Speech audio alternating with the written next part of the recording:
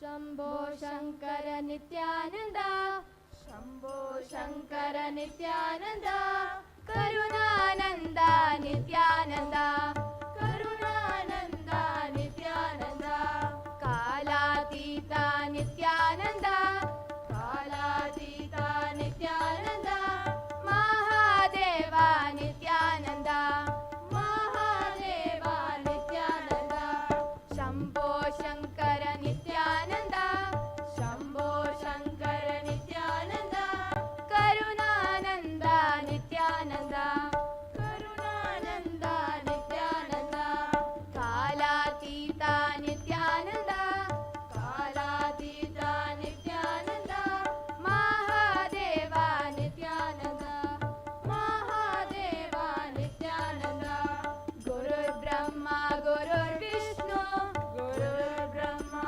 गुरुर्विष्णु, गुरुर्देवो महेश्वरः, गुरुर्देवो महेश्वरः, गुरुर्साक्षात् परब्रह्म, गुरुर्साक्षात् परब्रह्म, तस्मै श्री गुरवे नमः, तस्मै श्री गुरवे नमः, गुरुर्ब्रह्मा गुरुर्विष्णु, गुरुर्ब्रह्मा गुरुर्विष्णु, गुरुर्देवो महेश्वरः, गुरुर्देवो महेश्वरः, गुरुर्साक्षात् परब्रह्म, गुरुर्साक्षात् परब्रह्म, तस्मै श्री गुरवे नमः, तस्मै श्री गुरवे नमः, शंकर सुंदर नित्यानंद, शंकर सुंदर नित्यानंद, सुंदर सुंदर महादेवा, सुंदर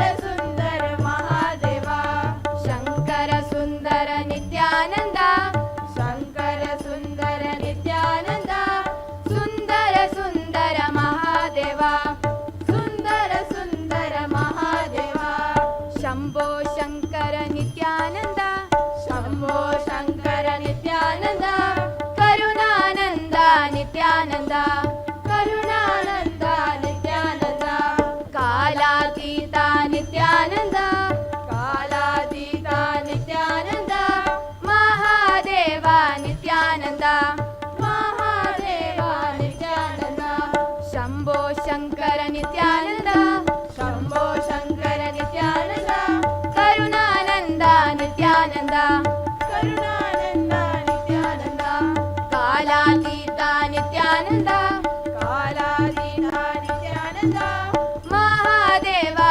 नित्यानंद, महादेवा नित्यानंद, गुरुर्ब्रह्मा गुरुर्विष्णु, गुरुर्ब्रह्मा गुरुर्विष्णु, गुरुर्देवो महेश्वरः, गुरुर्देवो महेश्वरः, गुरुर्साक्षात् परब्रह्म, गुरुर्साक्षात् परब्रह्म, तस्मै श्री गुरवे नमः, तस्मै श्री गुरवे नमः, शंकर सुंदर नित्यानंद, शंकर सुंदर नित्यानंद, सुंदर सुंदर महादेवा, सुंदर सुंदर महादेवा, शंकर सुंदर नित्यानंद, शंकर सुंदर नित्यानंद, सुंदर सुंदर महादेवा, सुंदर सुंदर महादेवा, शंभो शंकर नित्यानंद, शंभो शंकर नित्यानंद, करुणानंद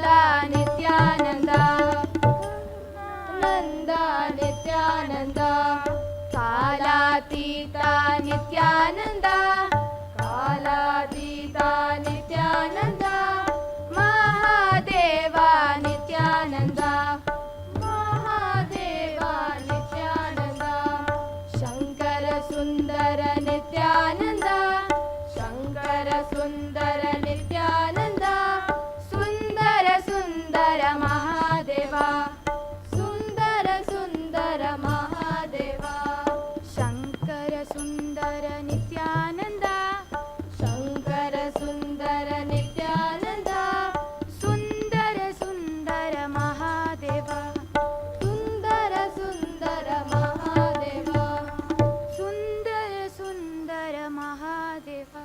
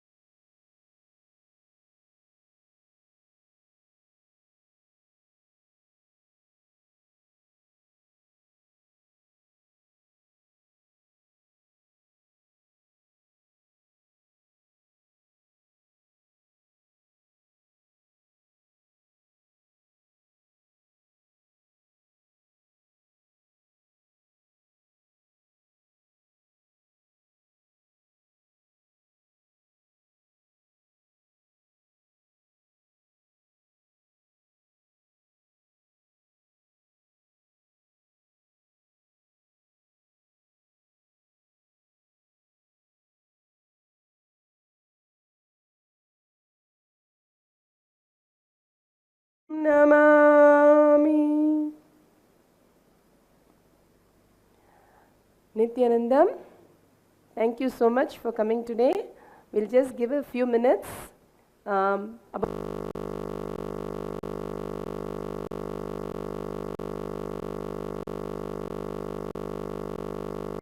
यज्ञसूत्रमिन्दुशेखरं कृपाकरं नारदादियोगिवृन्दवन्दितं दिगम्बरं काशिकापुरादिनाथकालभैरवं भजे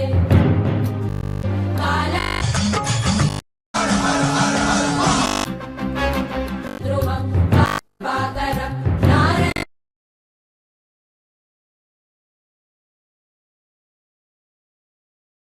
Joining us now, joining us now, joining us now, joining us now, joining us now.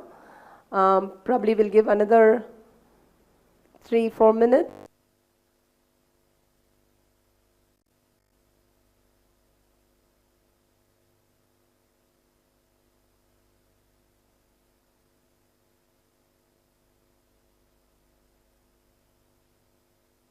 Nityanandam, can people who are on the two-way, can you wave your hand if you can see me and hear me? Thank you. Singapore?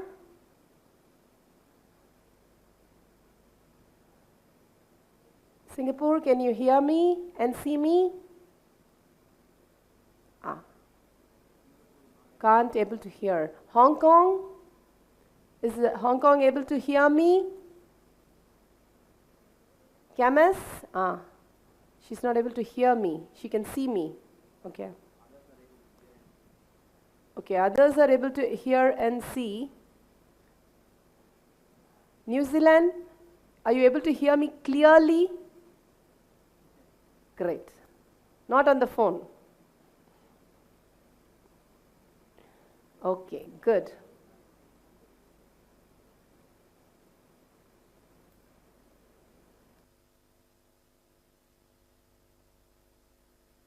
Singapore, now are you able to hear me? Great. Belgium, are you able to hear me?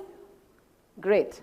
Hong Kong, Camus, are you able to hear me, Maya? Hong Kong, 50-50. Does that mean 50-50? Oh, we are very good in sign language.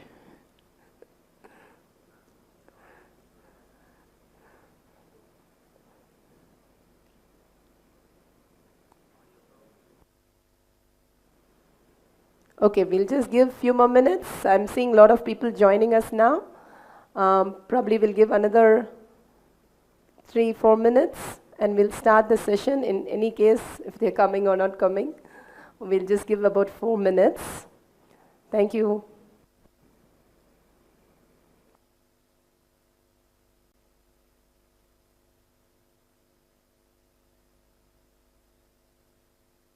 Yeah, while we do that, we'll check the audio and make it much better. Thank you.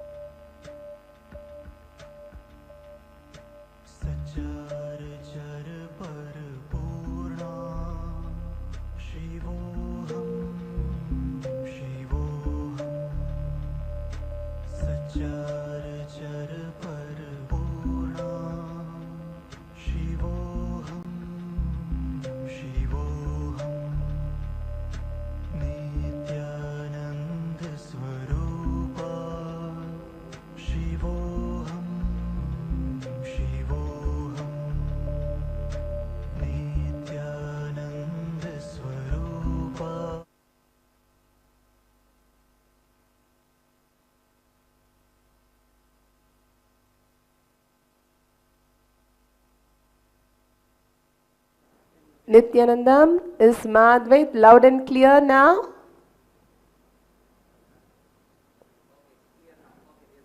Great. Okay. 50-50. Some are saying 50-50, some are saying good.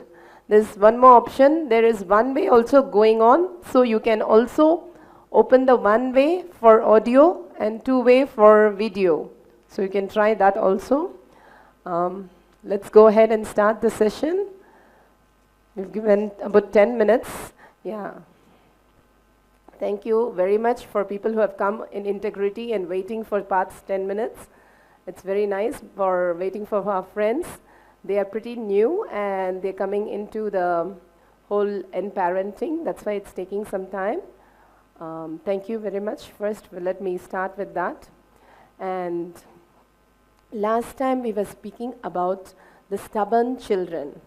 The stubborn children, how we can redirect them into right understanding and right thinking and being stubborn about that rather than the tantrum. We've been doing a lot of seminars on parenting and how you can handle these children in much more easy way rather than fight with them every day. Brushing the teeth is a problem, to doing the homework, waking them up, packing them to the school, or in case of teens, getting them to listen is all very difficult. So right now today we are going to be talking about how easily, I know the easy and the teen doesn't get together at all, but today we are going to get there, how easily you can connect to the teens and you will be able to really make the difference in their life, and how you can move them to do anything that you want to. It's very easy when we understand how they are groomed, how they are been building their identity, and how they are working with the world. When we understand those things clearly, we can easily, without fight and without all the rebel that we usually have with our parents when we are teen also, we will not have that rebel with our teen kids. It's very simple and very easy, but it's very tricky, you have to really understand the core concept. So I want your authentic listening today. Please be in listening so we can crack this puzzle, because this is one of the biggest problem. If you see, India, 50%, 50% are under 25-year-olds. And we have about 200 million kids who are in teenage just in India. And if we do not groom them in the right path, what will happen? Because they are energetic, they have the full thought flow, what they need to create, and they want to do something. They have like 200 monkey power. So that's what they have.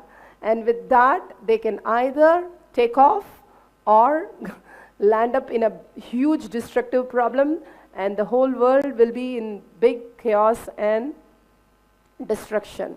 So it's very important that we understand this today. It's not just our household issue, it's a global issue where we are not able to manage, especially when we hit that 16 or 17. It's just not possible. They don't want to listen to anything we say.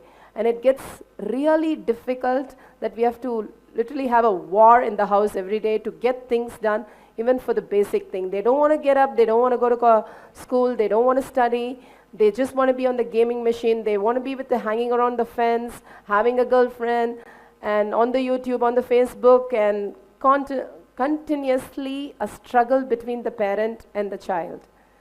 And this is what goes on, and the parent gets totally frustrated, the kid gets more irritated and violent, and they start rebelling and start taking direction that we don't want.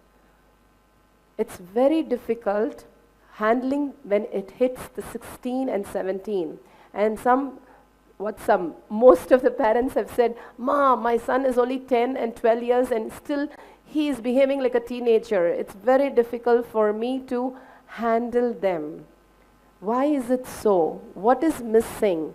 We were much better when we were teens with our parents. We had a rebel, but this is not the stage that we showed to our parents. But it's getting more and more difficult, more and more impossible for us to handle them. So first, before we take up this big puzzle, like, no, it's a max formula that we have to really derive to the conclusion. So first, what we'll do, categorize. Okay, we'll categorize as a level 1, level 2, and level 3 teenagers. What I mean by level is the rebel, they are intense, how much they are cooperating, so that we can handle them in appropriate way. So I would say a level 1 as just not listening kids, but who's following the regular routine, going to the school, taking up studies. At least they are into doing what they need to do, but the listening from the parents is like very less. There is no listening. So I would categorize this as a very nice teens where they are cooperating with the parents. So this is the best you can get. If you're just in that space, be happy, you have a beautiful teenager. Okay, this is the first level, I would say. Level 2, the influenced by friends into wrongdoing, starting to have games as their time pass, or they are in the fantasy world of YouTubes and Facebooks, having so many friends. They are just into, not just listening, but they're not doing the regular activity which is need to be functionable. Like, for example, studying, going to the school properly, not bunking the school, taking proper food, proper routine, the basic things. If they're not doing, I would say they are the category true, which are influenced by friends. The third category, which is a very dangerous category, which we say like 50 to 60% of teenagers are now suffering, which is amazing, alarming rate. It's too much to handle nowadays. We did not have this 20 years back, 10 years back. Now it's so bad that drugs and alcohol have started coming into schools. This is too much. Violence. No, these are too big a problem which has started coming into the schools. Usually this is only in a remote area where literacy is not so good, things like that. But now it has started coming into schools. A 7th grader knows pretty much everything. He knows where to get the alcohol, he knows where to get the drugs, and the parents are sitting and crying. What do I do with these kids? How do I manage these kids? No, it has gone off their hand. So this is where a 13-year to 15-year are. And these are not like somebody else. And some of the parents don't even know they are going through this. They land up learning about this only when they are 16 or 17. But they start right at 14 and 15, which is a dangerous zone, which is happening 50% to 60% in a school. Right in Bangalore, we have this statistic. It's a very alarming rate things are happening. If we do not take care of this as a whole global responsible parent, it is going to destroy our own place where we live. And our own generation to come is going to become worse, because they're going to become more violent, more depression. When they take alcohol, study says, including the brain is shrinking. The brain itself physically starts shrinking. That's what the statistic says. The brain gets directly affected if they are into alcohol and drugs. Especially teen is too early to start in the life. They don't have that much of depression or confusion, but why do they go into these things? So we're going to make it level 1, level 2, level 3. And I'm going to guide you, whichever level you are, I'm going to guide you through. So today, we make the difference in the teens. Today, we start making a difference in all the teens so that the world becomes a better place for all of us. Whether we know the teen as our kid, or you're working in a school, or you have a neighborhood as kids. Let's bring all of them to this space where we all create a space that teen will get back to the innocence. How beautiful it will be if they're innocent. Do we have a sample like that? Is it a possibility which can happen? Yes, we have a place, we have the teens, not only listening, but behaving like a child. It's a very sad state that I have to say this statement, but a teen behaving like a child has become something out of the whole context. But we have a school, Nityananda Gurukul, where Swamiji grooms the kids. They are amazing, amazing. Why they are amazing, how they are amazing, how their brain thinking is happening, why they are not getting into all these things. We are going to analyze the full thing. We're going to go step by step to understand the Gurukul kids. Gurukul is a school in Bangalore. It's Swami Nityananda's school in the ashram, Bidadi ashram, where the kids are amazingly innocent and very clear about their future, and they know all the technologies and they know all these things exist in the world. It's not that they're out of some remote area. They know very much. Even the video that you're going to see, the ad, is made by them. So they are very well versed in what is happening in the world, and they're able to structure their life in beautiful innocence. So how this innocence helps, how these kids are so different in the world versus the kids who are groomed in a regular society. We're going to see all this step by step, and where we are missing the link, and how to give the link, and how to make it happen, how to make every child the enlightened way. Enlightened child is a possibility because they're still a child. Whatever I explained today, you have to understand one basic thing. They are 15, 16 is still a child. We can remodel them into anything that we want. That's the good news. We can remodel into any way we want. That's the best part. We don't have to give up. We don't have to feel frustrated. Oh my God, the child is like this. But we can surely have a path how we can get them to the straight path, the right path. Because they've been going into the all kind of direction because we don't know how to take care in this modern world. Nobody taught us, there was no school, there was no college, where it gives all these ideas and clarity how we need to take care of our teenagers. So our confusion set them into the wrong path, and adding the societal part of it gives them more into the direction where they should not be going. So today we are going to go step by step into understanding how to get them and why they were the way they are, and how to bring them back into the best possibility that exists. So first, after describing the level, Madhve just want to go over the level 1 is just not listening to the parents, but they are following the routine that need to be taken care. The good kids, I would say. But still, they are not listening to the parents, we will handle them. The second level, where they are influenced by friends and getting into all the wrong books and not doing the routine properly, and they're getting misguided by their friends. The third, of course, is a very difficult category, where they get into the drugs and alcohol and violence. Also, we can handle very beautifully. All three, we can bring them back to their childhood and get them rooted to being innocence and having a right identity. So I'm going to guide you how this is a possibility, and we are going to make it happen, all of us together today. So the first thing, so what are the issues that we have with our teens? No, how it's going to start, I'll tell you a little later. First, we'll understand the issues. What are the real issues that we are having? The first issue, every parent will raise their hand and say, Ma, they're always into games. Not just playing games out there in cricket or volleyball or soccer, but computer games. Because we start giving the tablet right at 1 year.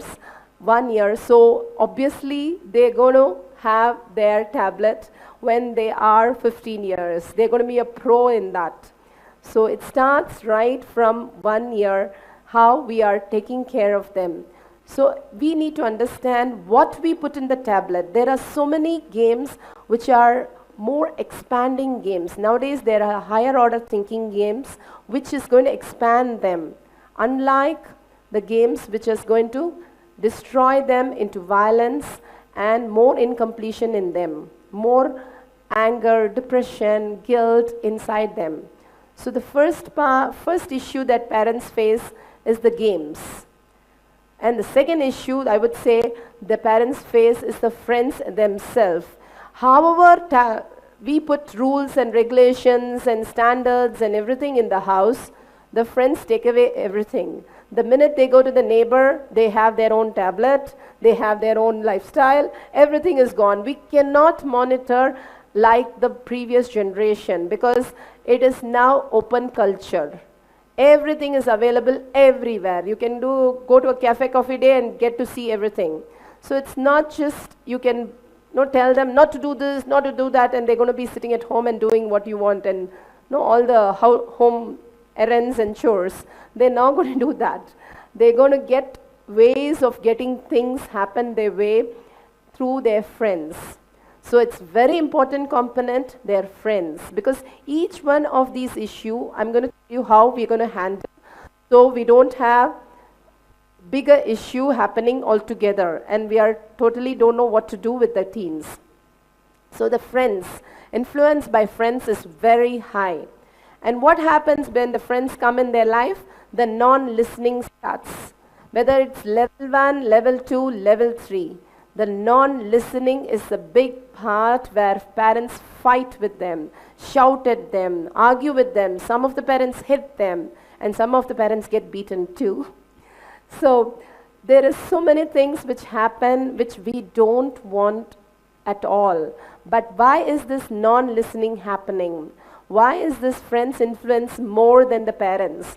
We've been taking care all the way through, and suddenly some boy or girl comes and just takes away the whole space, and everything they say seem to be correct, and whatever parents say seem to be all messed up.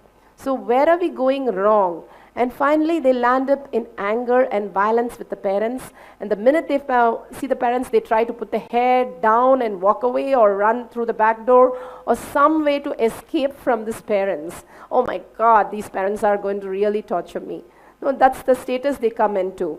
And they don't want, because they feel the hen-pecked knife, the hen-pecked parents, that's what they feel. Oh my God, the parents don't understand this generation. They are not with the technology. They did not live with the technology. Now they're coming and telling me to do this. This is not a possibility. So they just get into the rebel mode.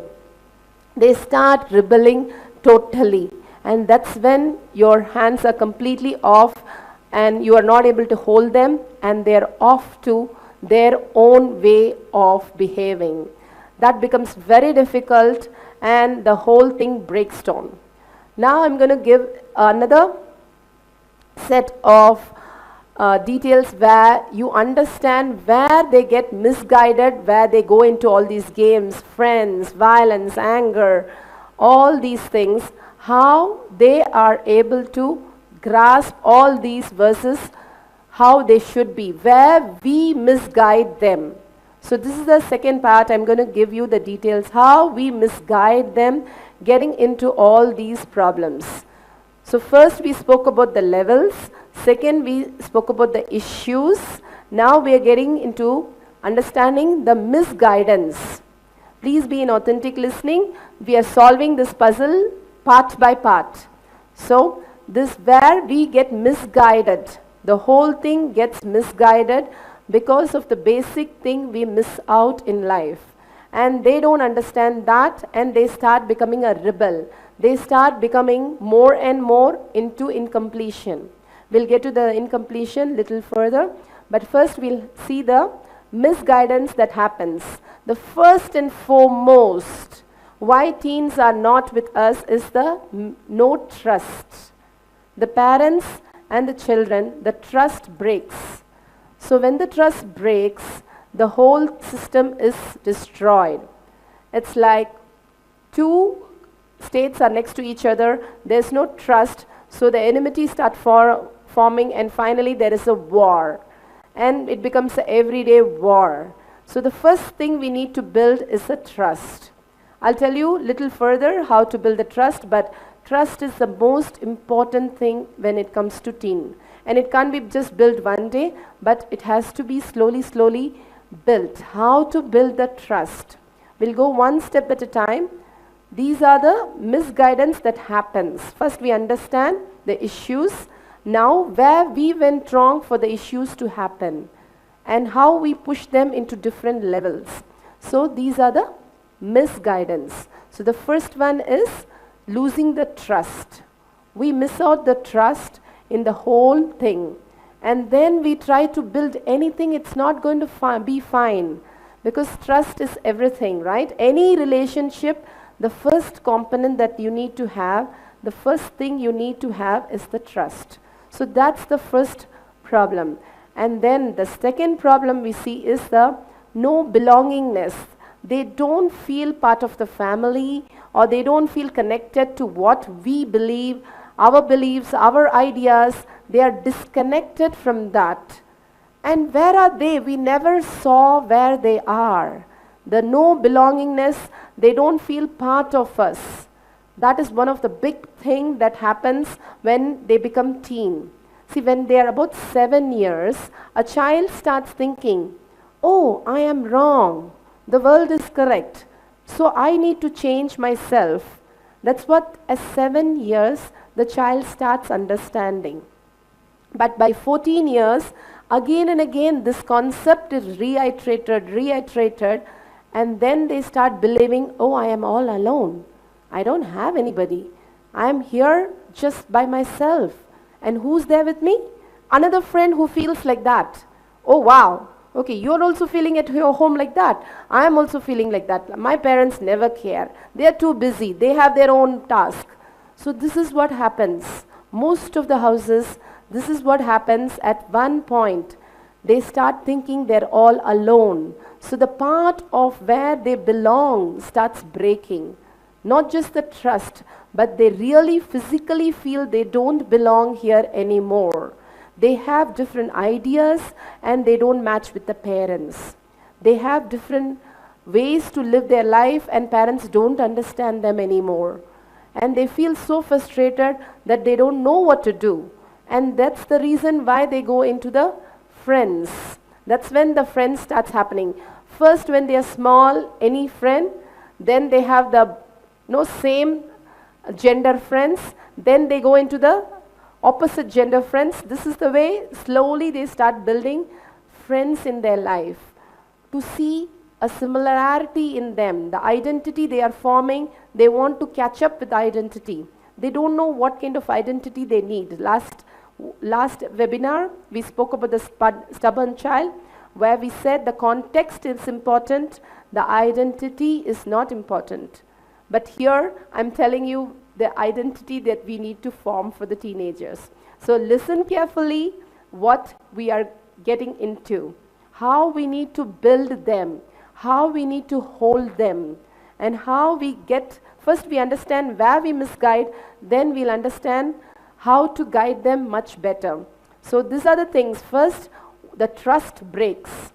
Slowly and slowly, this doesn't happen like one day, but slowly and slowly the trust starts breaking.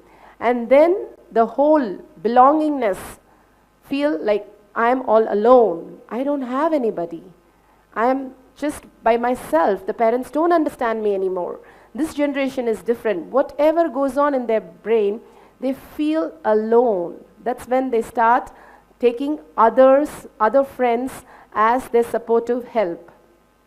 Then they miss the purpose. The third most important thing is they don't know their purpose. You can ask any teen what's the purpose of their life. They'll say, I just want to go for a movie or have some game or play some games. They don't know the big picture. They don't have any idea. They don't have any purpose. There is no purpose. This one I like to bring where Swami Satsang Swami beautifully put it when he went to the Gurukul, the school in Bidadi, and just sat with the teenagers and just asked casually. No, it was very casual. He just walked and he just sit, and all the teenagers who finished the 10th grade, one level of the public exam, they're all sitting in front of him. I was just wondering, like, what is he going to ask and what is he going to do? Suddenly he just pops up and says, hey guys, what do you like to do? And just like that, each one clearly defined their purpose. I was so shocked about the clarity they had. And Swamiji in Satsang so beautifully said, it's like their name. When you ask your name, you will not be thinking. You will just be so sure about it. No, this is what I am. This is what I want to be. It was like that. How these teenagers were so clear. Versus you can ask any teenager, what's going on in life? They have no idea. They don't have the big picture. They don't have any clarity what's going on in their life. All they know is have some fun and get off me all these responsibility. I'm not interested in all these things. That's like mommy's job, daddy's job. I'm not interested. No, I'll be what I want. So that is where they are, and this is where these teenagers are there. So we're going to find out what is missing between them. Today we'll find out, and it's very easy to bring these kids also into the same space. So they should understand their purpose. The purpose is lost, so everything is lost. So they feel all alone. So the whole trust is gone. They are not ready to build anything. They're going into the depression space, the violence, the anger, the laziness, the fear. That's what they bring in. And finally guilt. That's what happens to them. So that becomes a rebel in the world. So we need to understand, and the most important, some kids know very well, I want to be a doctor. Why you want to be a doctor? Oh, my mom said I have to be a doctor. And when did your mom say? When I was in the kindergarten itself, my mom told me I want to be a doctor. No, this is what the enforced. Why? Ask the parent why they want your kid to be a doctor. Oh, I missed being a doctor, so at least I want my kid to be a doctor. No, that's not life. They are not just a part of you. They are a being who has landed up on planet Earth, and they have a particular purpose. They have taken this birth. We need to support them, not enforce them. So a lot of parents think this is the best for them, that is the best for them. That doesn't fit into their context, and it becomes a suffocation because it doesn't fit in. See, one thing is society says, oh come on, you're going to earn now. So plan your life properly so that you can make money and you can make your own food. So that's the high priority. So what happens? You have to be a doctor, engineer, or something which pays you high. That's when you have the comfort life. Otherwise, you are not going to have comfort life.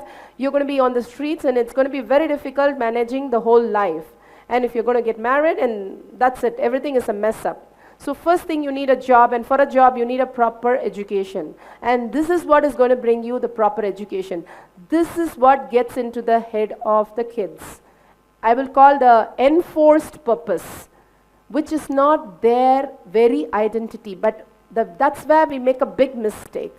We don't understand when we let them to be they might become the best painter in the world. They might be earning much more than what we think. Of course, I'm not trying, see, there is one thing called fantasy, which I'll get to in a few minutes, versus what they really want to be. Some of the kids really want to be something, but still they have been enforced into something because the parents think, what will happen to their life? If I don't take care of now, and how would they take care later in life? It's a very critical time. Selecting the college is the most important time. The parents would leave just the work and sit with the kids, making sure they do the higher studies properly, they do the college properly, because the life is groomed there, is what they think.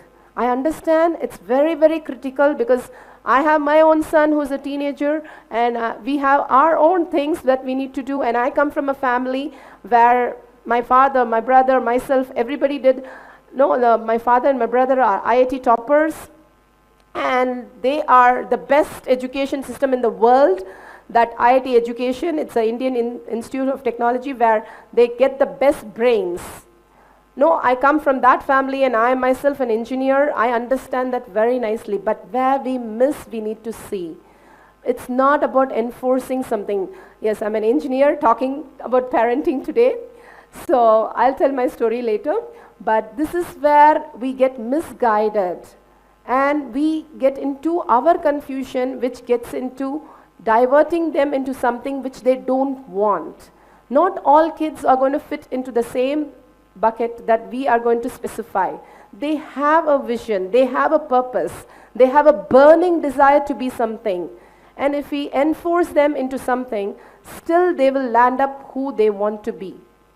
If they are really into a person who is having the will, they're going to land up surely where they are. But it's going to be a struggle for them. But we can make it easy. So I'll let you know how we can guide them, and also bring our concerns. I'm not saying we're going to leave our concerns because it's very critical. We cannot just make a decision on a parenting course about our child's future, right?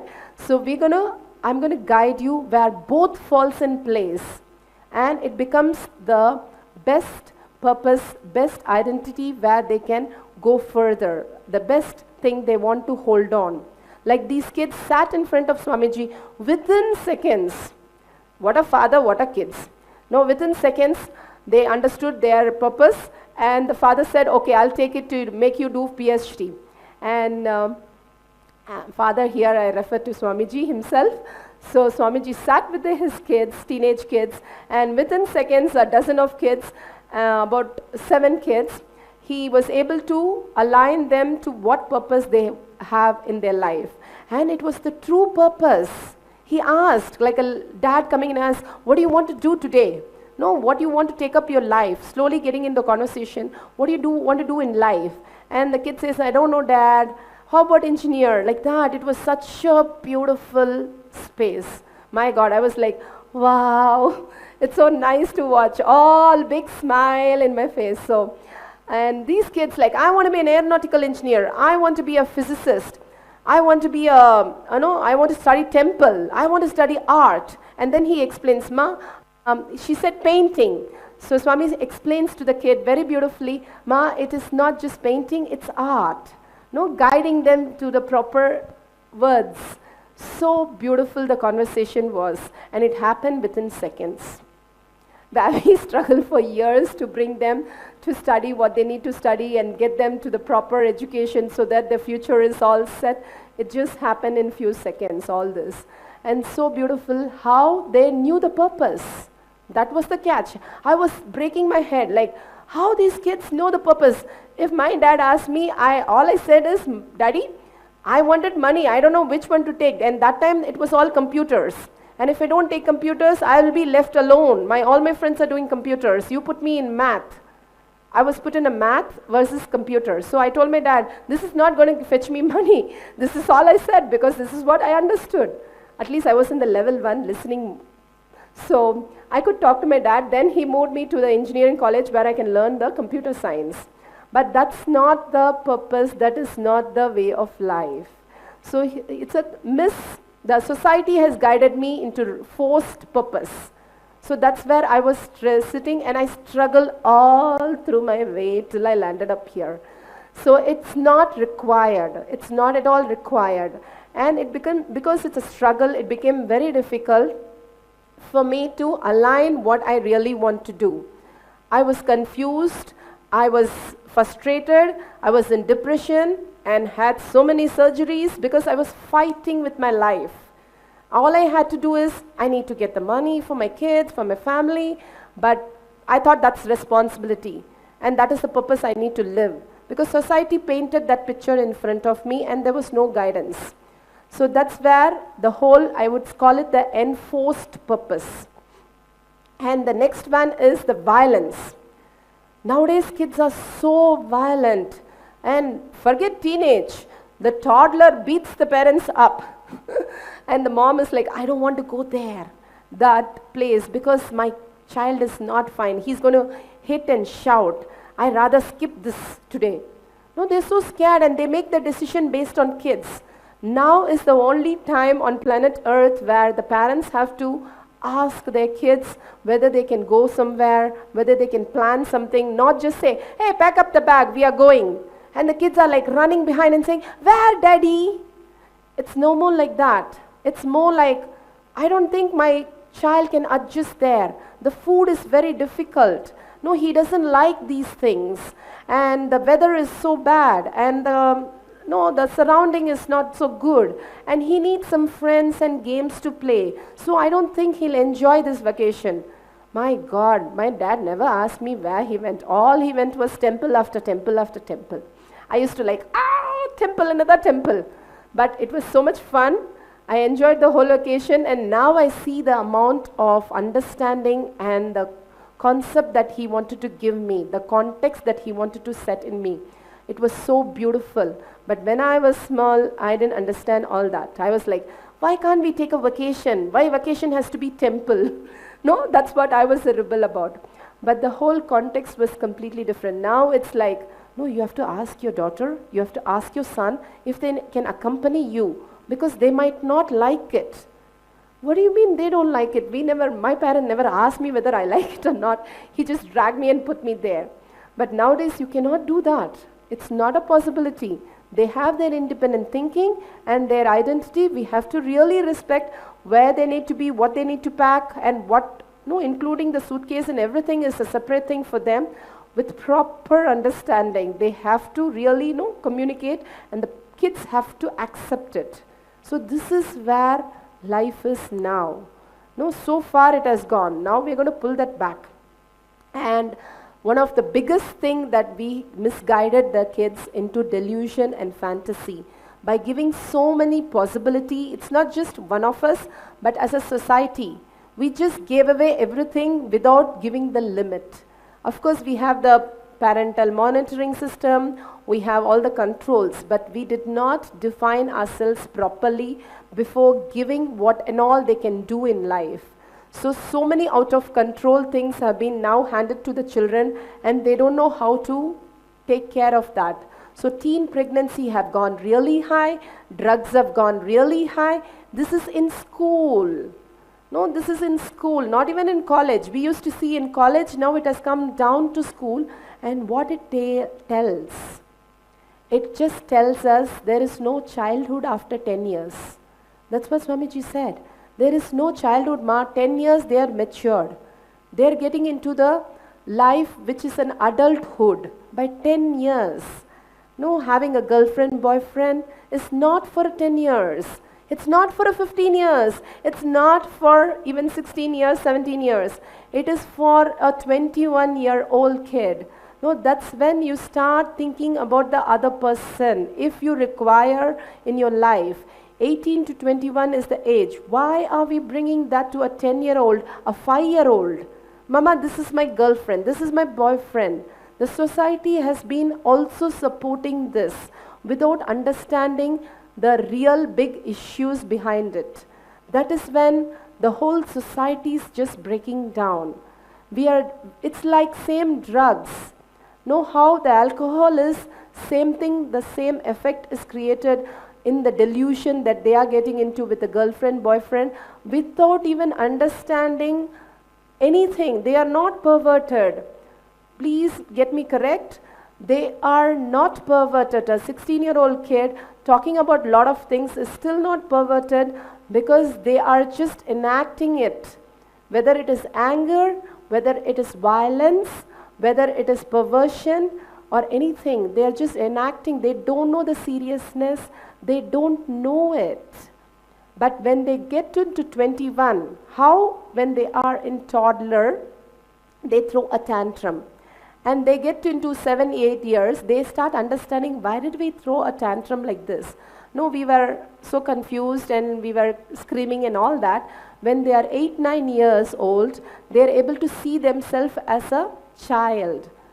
Same way, when they are 18 years old, they will understand how childish they were, but without guidance, they got into the wrong issues in life. They start blaming their parents. That is the biggest incompletion that can happen to a human being is, say, my parent guided me, did not guide me, did not help me, or misguided me. That is the biggest incompletion a child can have. Because it's not the parents' misguidance. I want to again clear with you, it is the child what they need to take from us. See, each one has the liberation of how we want to absorb from the world. And this child has taken something which is not required. That's when the whole incompletion starts. So there is not a parent bad parenting at all. I would say, unless they are buying something and giving directly to the child and exposing them, there is nothing a bad parenting at all exists. Most of us are a beautiful parent, but we don't know it. And the kids absorb wrong things in the wrong version and start living their life and start taking the patterns and making it a root pattern. By the time they are 21, they're stuck with their root pattern, and that destroys or that runs their life till they get destroyed like one of us. So we are going to understand all this. First, I spoke about different levels. Again, I just want to go over level 1, level 2, level 3. The level 1 of non-listening kids. No, they don't listen, but they are doing the routines fine. The second level, where they start influenced by their friends and the society, but the listening is also not there. They start getting influenced and they don't do the routine properly. The third category, where the listening is not there, they're too much influenced and they're out of control. We don't know what to do. We are totally lost. So we had the 3 levels. Then we spoke about the issues, the games, the friends, the non-listening part of them, the violence and anger which finally creates a rebel, the issues that are there with a teenager. I'm just talking about the prime issues. There's tons of issues, but the prime issues, they don't eat, they hurt themselves. So many other things are there, but the prime issues I've just taken, and these are the issues. And where the misguidance starts happening. The misguidance first start happening with no trust. Then no belongingness. No, they don't feel part of our family anymore. They don't feel part of us. The mom and dad and the child is left, like 2 separate entities. The third part, the missing, the purpose itself. The whole purpose is lost. They don't know what to do in life. They don't have a purpose. If we ask the same question to one of us, the same thing lands up. We don't have a purpose nor have an idea about the purpose, most of us. And we don't know our purpose is the right purpose. That's where the confusion. If you don't know your purpose, and if you don't know what is your right purpose, still you don't have the purpose. Because the chaos cannot be the clarity that we should have. We should have a very clear picture of our future. That's when we are understanding our purpose. So the fourth part is the enforced purpose. The parents, the society gives a painted picture. Wow, this is a beautiful job and I need to take it. And I start picking up those things, which is irrelevant to my life. And I land up in frustration. And I land up in more issues. I have the health issues, so I work and pay for my health. And because my health is bad, and then I have to work more, it goes on a chaos. My relation is upset, my health is gone, and obviously the wealth is down because I have no idea what's happening in my life. So everything becomes chaos. So this is where the misguidance happens. The misguidance leads to even more further into violence and also the fantasy world the kids are living in.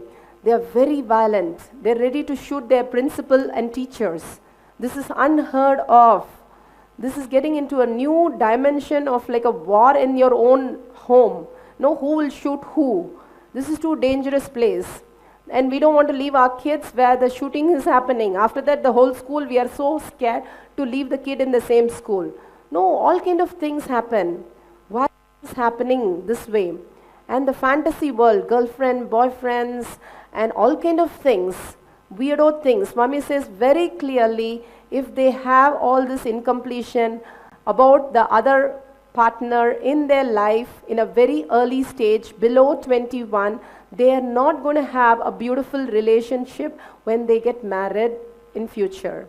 The whole thing is destroyed because everything happens too early and it's getting into incompletion, which is not necessary. The depression, the guilt, that is what finally lands on us. And we also go through the same thing happens in their life also. So it is a confusion. It is completely living out of violence and fantasy. One side it's violence and one side it is fantasy. So everything gets lost. Now we are going to see all this is defined. So now I'm going to guide you what bring them to the solution? How do we get this solution? We have spoken about all these problems now. We are like in front of us, a chaos. Now, what do we do with this? And how these Gurukul kids are so innocent. Swami says he walked into the classroom and he saw innocence. The girls and the boys, like kids running around, playing and studying. So beautiful. And these are teenagers, 15, 16 years old. And how our 16 years and 17 years are? No, these are happily, jolly, like babies. They are interacting with each other with no incompletions. Versus here, they're talking at the back and about the girls, and the boys are talking about the girls, and the girls are talking about the boys, all in a perverted way that we call perversion. So all this happens in a regular school versus here, there's nothing. Why are these kids so complete? What is happening here in this school? We are going to understand that. So please get your listening again. The first, why teens are the way they are. We understood because of the society, because of the way they are brought up, because of the information they are given. Everything is now in pieces. Now we'll bring them back to home. And how do we do it? And first, foremost, the first thing that you need to understand is bring their friends. And we know latest, if you've been listening to Swami's satsang, the best process in our life that we have understood is a Timili process. Yes, the Timili process is very, very powerful. You cannot align them without their friends. Understand that very well. Their friends are very important when you want to bring them back home. So bring their friends, make a Timili. And what do we do with this Timili? I'll guide you step by step. You have to relate with their friends. It's no more just them. Whether it's school friends, whether it's home friends, anybody, big, small, they can be as tiny as 3-year-old, they can have a friend, and they can have a friend of like 30 years. Whoever they call friends, you have to accept them into your family as a Timili process. Only then the first thing you build trust. If you trust their friends, they immediately, yes, my mommy accepts my friends. So they start building a trust. So the first problem that we were posing starts dropping. We build a trust because without their friends, you're not going to break this. It's not going to be an easy job for you. They're not going to sit and listen to you, but they will listen to their friends. If you ask their friends, you'll know more than anybody than the friends know what about the partner. They get to tell everything. Because they know they can just open up with a friend and tell, hey, this is what happened and this is how I want to be. Come on, you also join me. So the friend is very clear what's happening in their life. So bring their friends. And in their friends, there will be a guy who is the level 1. So you can catch hold of him to help you out. So you can have their Timili friends and slowly have the guide. So have a Timili process and I'll guide you through the Timili process as we go along. The second thing is the responsibility.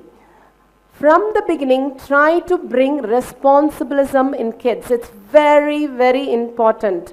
Why Gurukul is Veda Gurukul? The kids that I described in the school in Bidadi in Bangalore are the way they are because responsibility in everything. Every action, they are responsible in their life. So when things are taken for granted in our family, like if we sit back and I want some milk and we just go and give them the milk, or they just want something and it just appears in front of them, then the whole responsibilism is lost. They are having 200 monkey energy. I said this before. Again, I'm saying 200 monkey energy. So they can do every chore in the house. Make them part of your family, whether handling money, whether handling the budget, whether making a menu, whether handling the guest. Bring them to every action in reality. Don't make them, I'm going to teach you about money, I'll give you $4, go and buy this. Don't make them a worker, make them a manager, not a worker. That is responsibilism. Make them a manager of the house and you become the worker. I'm just joking. But you get them to be a manager in the house so that they understand. You become the CEO, not the worker, the CEO, and then you get the managers to do things and teach the managers how to execute things in their life. Take responsibilism as your lifestyle. So bring responsibility in every action. Otherwise, this laziness is the biggest problem why they go into the violence, why they feel left alone, the non-belongingness.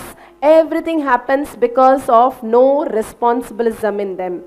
Everything they are responsible, not by force. Don't tell them morning you have to do this, this, this, this. Don't give a work list for them. No. Become a part of the family where they are responsible. Make them responsible. Oh, I'm responsible for this. The guests are coming and I have to arrange everything. I have to put a budget. I have to make the rooms clean. Like that. No, them getting real problems and solving it. Kids love it. Whether it's a video, the kids who have done this ingenious ad, they just picked it up. They said, oh, Madhvait, you don't have an ad. I will make it. I said, okay, go ahead. And I just told them these people can help you. That's all. They just went and saw how people did. They learned it by themselves. They started doing the ad and said, Madhvait, we got an ad. We need a approval and we can play this. And they were so happy when it played that they took the responsibility of such a big thing. No, such a big thing. It's an ingenious ad. It's a very big program that we have. And they are doing the ad for that. And it got approved and it's getting played in the live. They feel, no, connecting to the reality. Connecting to what is happening here. That kind of responsibility, not a work list. This from morning. You do your, go and clean up your room. Then make sure your things are kept properly in your wardrobe. No, these are work lists. No, that's not responsibilism. Nobody wants to do that. If somebody sits and tells me from morning to evening what to do, what not to do, that is not responsibilism. Give them the practical responsibilism, which is happening in your daily life, in your family, that you need to take care. How you take care is how they need to take care. They become part of you. That's where the belongingness starts happening. It's very important as old as 3-year-old or a 13-year-old feels that. Even a 3-year-old can help a lot in kitchen. Lot in kitchen, making the chapatis or making the pizza, whatever it is, they should feel part of the family right from the start. Not sitting in a room all by themselves with a computer. From morning to evening, they have a computer. It's not that. It's okay for them to use the computer. Just because you stop the computer, they are not going to stop doing things. But when they are responsible, they will not go into the wrong things because they know what are the effect and the side effects of that. And the laziness also goes down. The satisfaction, it comes up. All these factors happen. And as much as possible, bring them to the family. Even if their friends want to join, and they can pay part of them. If you have the bulb to be fixed, let the friends also fix the bulb. They'll drop it, break it, they will understand their life.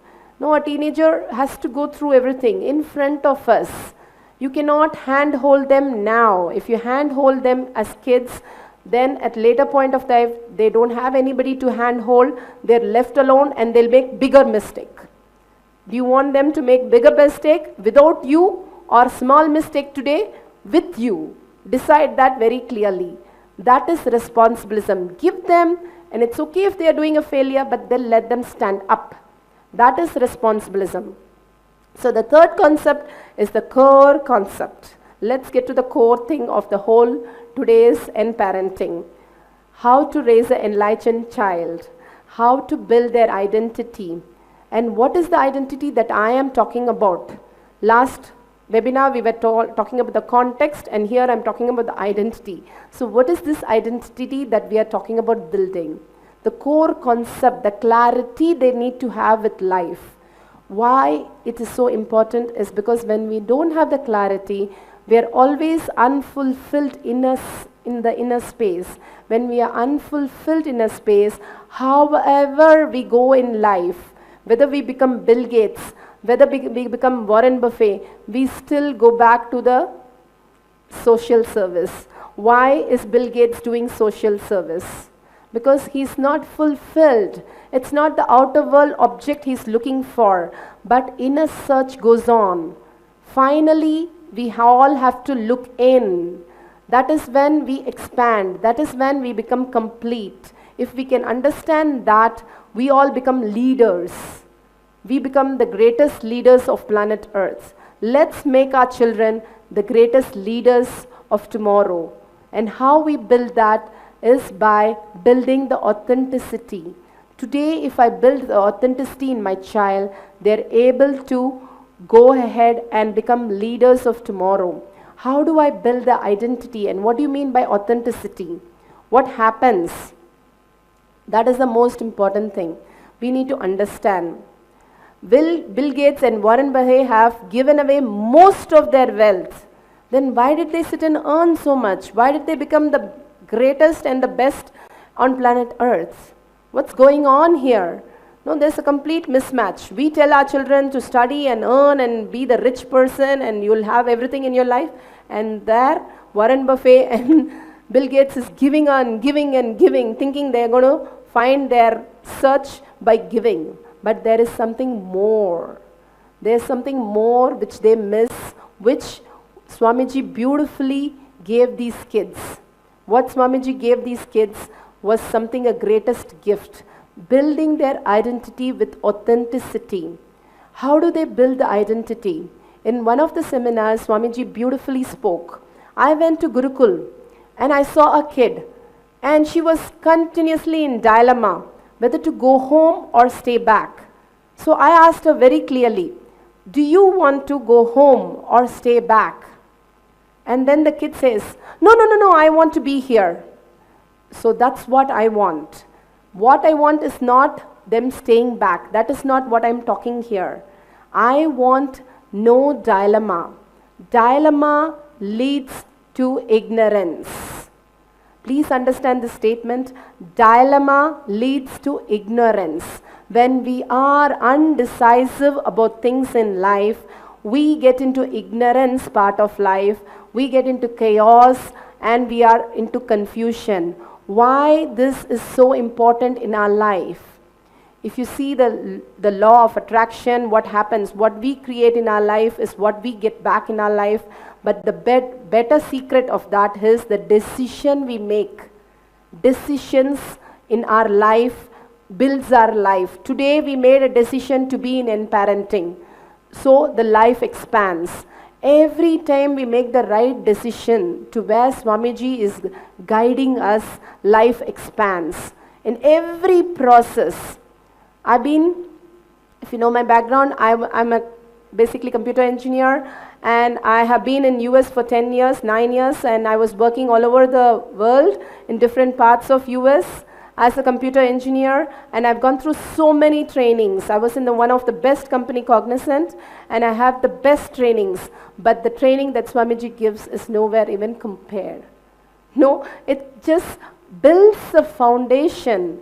They only train you to solve today's problem, how to cook my dosa, that's all.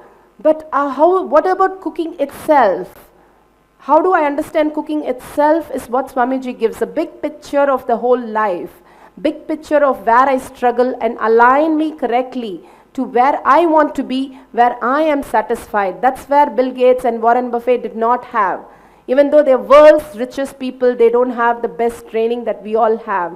And the best thing today we have is a best model school, Gurukul, and the best education that is provided as a life coach, as Swamiji himself for them. That's why it's called Gurukul. Guru guides them into their life, step by step by step. That's where they are amazing. And how do they understand this? By not having dilemmas. They never have questions. They have clarity. Yes, no is their answer. They never are put in chaos or confusion. What happens? What happens when we make a decision? We have to be authentic to that. Now we are tangible, measurable. When I decide something, I have to stick to that. Now somebody can catch me because I've decided. I can be questioned. So I have to be tangible. I have to be truthful, measurable, authentic. Now I cannot waver my mind. I have given a picture. I have given a commitment. Now everybody can catch me. So I have to be authentic. So every step, when we make a clear decision in our life, we are committed to life. We have to stand authentic to our decision. When we are authentic to our decision, we build our identity with a clarity. We build the identity and we know our purpose of life very clear what we need to do. Then if I know my purpose, then I don't get into incompletion. Then I don't need a friend, a teamily, all kind of things to support me into wrongdoing. Now I know what I want and I am going to get my teamly how my purpose is. Not into the incompletion that they have and I support them and they support me. Let me go a little slower. So the basic problem, the whole thing starts with dilemmas in life, which breaks the identity because we cannot be authentic when we don't have clear decision. If you're not able to make decisions in life, then you have no identity that you are authentic about. The authentic space is lost. It's broken into pieces because now I'm always like, Mama decide for me, Papa decide for me. Only that we are here. I don't know how to make decisions. I don't know what to do. No, that's where we get into confusion. And what do I do in my free time? I start with my friends in Facebook. Then I learn new things because I don't have a purpose. The inner space is a seeker. It's always trying to seek to go to the ultimate possibility. But if you don't have a purpose, I don't have a tool, I don't have a path. So what happens to the inner seeking? I don't know what I am. I'm lost. So that's when the confusion starts. So don't let any dilemma in your child. Very important rule. And let them make a decision and keep up the decision. It's okay they fall out of the decision. Swami beautifully described, even if they fall out, I don't have a problem, but they have a clarity why they are falling out. Even then, the decision is made why they are falling out. Not simply go here, go there. I'm a today engineer, tomorrow a doctor. I'm not confused. I am falling out. I dropped my education as and a career as a computer engineer because I was very clear, children are my space. I love and groom and I belong to them. I felt one among them. So I said, this is my life. The whole world, my parents and my husband, everybody thought I'm mad. Why you want to leave a job where you're getting paid like $2,000, $3,000 and sit with a baby and become a babysitter? I said, no, this is where I connect. My heart feels fulfilled. I feel one among them. I feel as though I understand every word. Without even them talking, I can understand them. I said, this is where I belong. So when I took that as a career, even though everybody said, no, what's wrong with me? I was very clear. Finally, I understood my purpose. And it just cleared everything in my life. The stress, the health, the wealth, the relationship, everything expanded like a big flower, no, the sunflower, beautifully opening. Like that, everything, every petal started opening and I started understanding my purpose. It's so beautiful to be with kids. And that is what I've been wanting to, but I never knew it. Till I understood, my son himself showed me the path. For my case, my son dragged the mother into showing the purpose. So it can happen in any way. So bring them to making decisions. So now I'm going to give you a small workshop and please write these questions so you understand where you are now. No, first if we have to draw a map and you need to go somewhere, first thing we need to understand is where you are. So I'm going to give you the 3 questions. Take a pencil and paper, note down these 3 questions And we'll start from where you are. You will understand where you are. And from here, how we need to go forward, we'll guide you. So, just grab a pencil and paper. I'll give you a few minutes.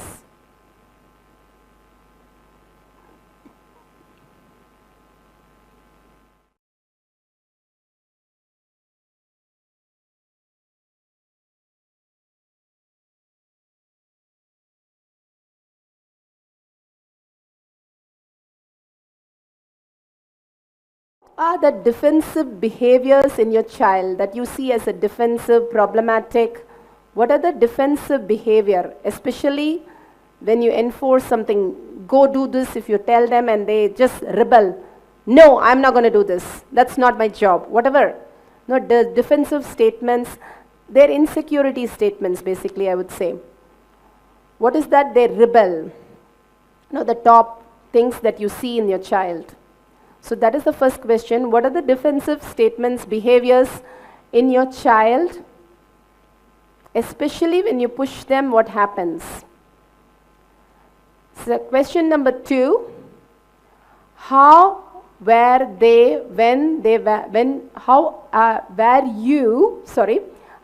you when you were teens?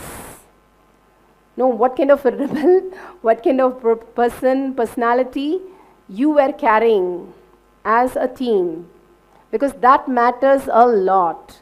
That you would see in your child exactly as how you are, they're going to reflect that a lot. So it's very important you understand yourself as a teen.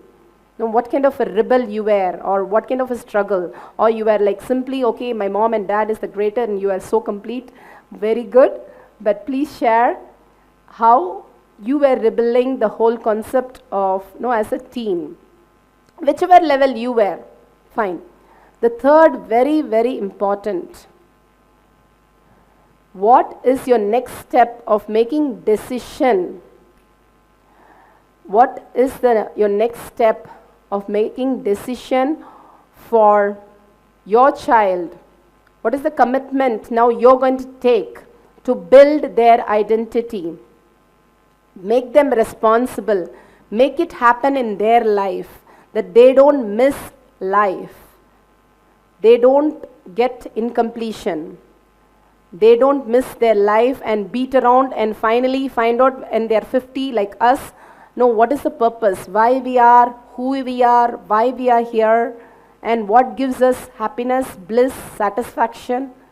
Instead of them knowing at 50, we can make them know at 15. So what responsibility you're going to take today? How you're going to build their authentic space, the identity. So these are the three questions. I'll repeat the question again. First question, what are the defensive behavior, the aggressive behavior that they show, especially when you enforce, when you push them, what happens at your home? It can be your child, your neighbor child, whoever you want to take as example, we can discuss about them. The second part is how you were when you were a teen. What is that you were holding the space when you were a teen? The third statement is, what are the decision and commitment you are going to take as your responsibility in building their authenticity and making them leaders of tomorrow? An enlightened child is quite possible. All we need to take is little steps today. And thank you so much. We'll have about 15 minutes break from now. And once you finish the question, you can share, you can send a mail, you can share, and we'll go over the questions and answer in a live session. So you can share with us through mail. You can send to neducation@nityananda.org. You can send a mail or raise your hand in your center. I can see online the two-way centers, and one by one you can start sharing. Thank you. We'll take a break of 15 minutes. You can have your coffee, take a break, come back with all the listening. Thank you so much.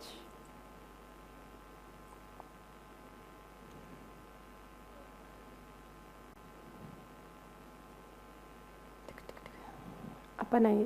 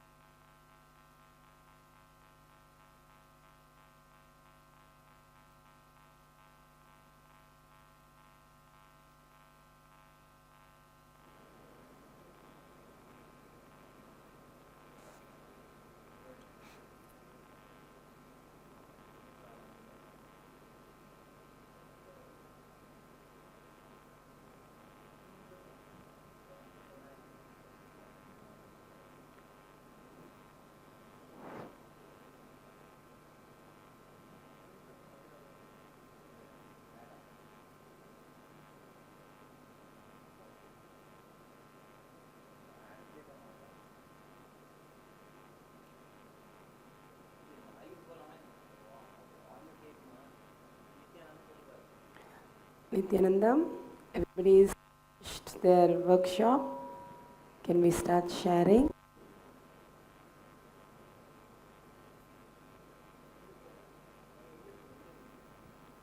Can we start sharing?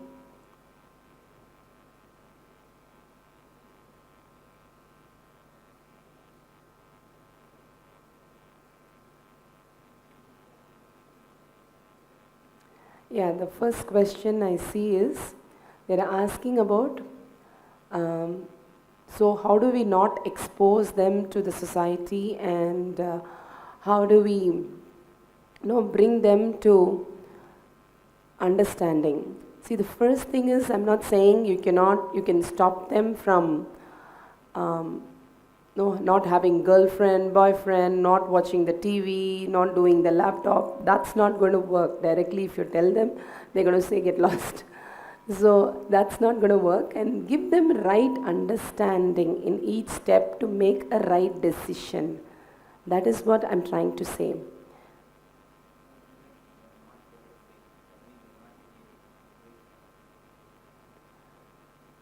I just want to verify, are they able to hear me back? Great, okay. So the whole thing is that exposing is going to happen whether you want to do it or not. Right from 5 years, they're able to understand so many things much beyond than what we understood at our age.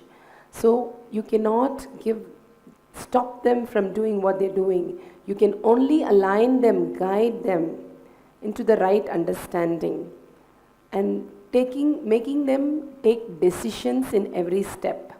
What they want to do with their life, how they want to go about. The whole education system is only giving us knowledge, facts, lectures, which we can Google, but it doesn't give a life solution, how to go about in life at every step. That is never thought. We spend like 15 years of education just collecting facts. But the life solution, the life science itself, is being understood when the parents start guiding them and guiding them into the right understanding in making decisions and taking responsibility on what they want to do and committing to something. Whenever we commit to some numbers, some clarity, in 2 days I'll be back. Then you can question me, why are you not back in 2 days? But if I say, okay, I'll come back later, then you cannot question me because I'm not defined myself clearly. I'm not authentic. So that's what happens. So bring them to commit things, making them take decision what they want to do, and by taking decision, let them lead their life. The more tangible decisions they make, they will align to the reality. They will bring themselves to the purpose because they become the authentic space who they want to be now. Again and again, bringing them back to the authentic space is by making decision which is tangible, with a commitment, not a decision, I'm going to do that, and like a New Year resolution and forgetting it. It's a proper decision. They're going to take it and they're going to commit to it. So the next question I have here is how to create a teamily for a child when we don't know the process. How do we go about it? That I'm going to be explaining at the end of the whole thing. I'm going to go ahead with explaining to you step by process what is a teamily and how their friends can be part of your teamily. Create a teamily for a child.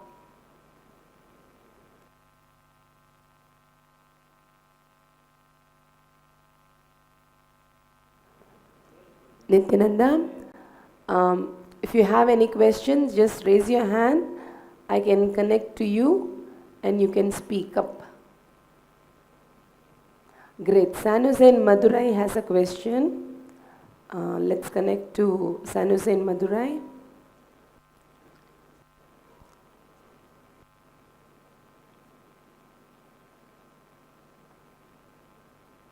Just hold on a minute. We'll just connect to you. Can you just speak in the video?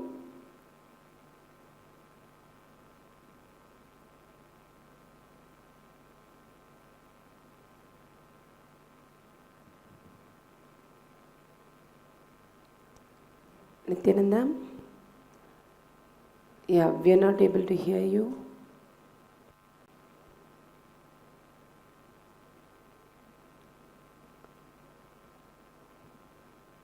Just say a few words, ma. Yeah, okay. Just hold on.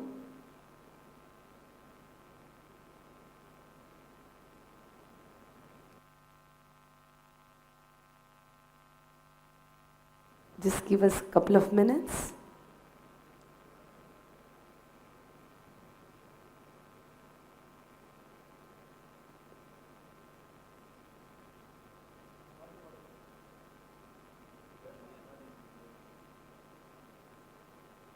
Nityananda? Yeah, we are not able to hear. Can you?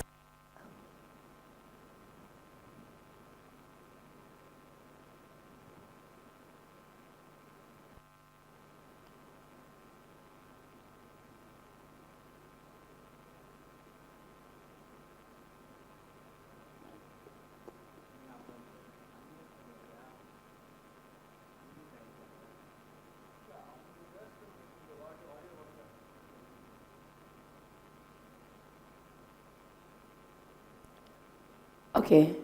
At least can you send a mail, ma, to N Education?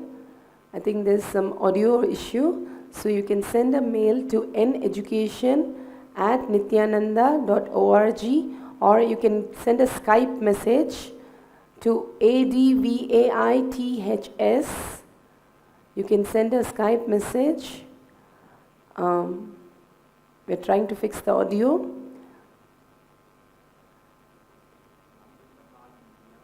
I think there's some problem from your side, ma'am. We're not able to hear San Jose Madurai. So anybody else wants to go ahead?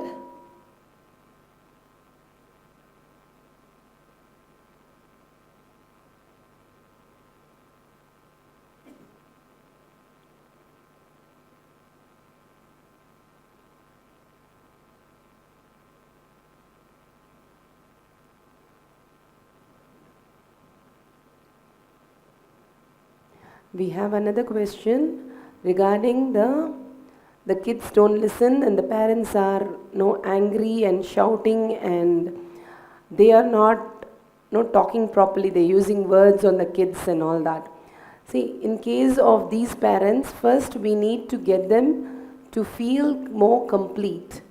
If they don't understand their completion, see, we have all moved in so much and we understand what is incompletion, what happens when we say the words which we should not say. First, in this case, the parents need to feel complete. So we cannot push them into listening for the kids. First, we'll get the parents to listen to themselves. If they are using abusive words, they're shouting at the teens are not going to do anything except listen to the whole thing and they become a rebel too. So that's where the whole incompletion starts. So let work with the parent who is abusive. You bring them and make them understand the Timili process, make them understand the completion process, bring them to their listening first. So we cannot blame them because they themselves don't know where they stand, right? So no point in telling them don't shout. So let us solve the root of the whole issue. Bring them to an understanding where they need to be. What happens when they use the words? You can show them Dr. Emoto CD and tell them how it affects them more than anybody when they use bad words or abuse others. Instead, giving the right understanding for them, first to complete with themselves and then the right understanding to others is much better. So first get them to your team and let them first complete and then slowly we can guide them to talk to their teens. We have one more question here. I have a boy 16 and 21. They are unable to come up with the purpose and goals and dreams. They are both very intelligent and know the world around them. Is there a process that helps them zero in on their purpose, basically? Hirday Gurhya and Dahara Vidya. So this is the process that I'm saying, how these Gurukul kids are able to do it very easily like that, where we are still confused what is our purpose of life. That's because they have built the authentic space by making decision, by committing to something. For example, the Timili process. What do we commit? We commit to bring more people into our lives, right? We commit to numbers, we commit to dates. When we have a commitment like that and questionable by somebody, we start building the authentic space. We make decisions in the way that others can question me. Then I have to become authentic, because if I'm just left to myself, nobody is there to question me. I can make decisions just randomly and live my life. So that leads to chaos and confusion. But I am inauthentic. I'm answerable. I'm answerable again and again to people. And it becomes very difficult if I'm not keeping up to the people. People are going to think I'm cheating on them. I'm not giving them what they need, and I am just diverting from them. Whether I'm doing a business, I am doing something on my own. If I'm answerable with the numbers, so what happens? That other person can question me. So I have to be authentic. So I start building the authentic space. When I start building the authentic space, then I start getting clarity in my life. When I start getting clarity in my life, then I know the whole purpose. That's how the purpose gets born. Whenever I take a decision to be responsible and I start becoming authentic, to be answerable, that's when I am put in a place where I have to make right decision going forward.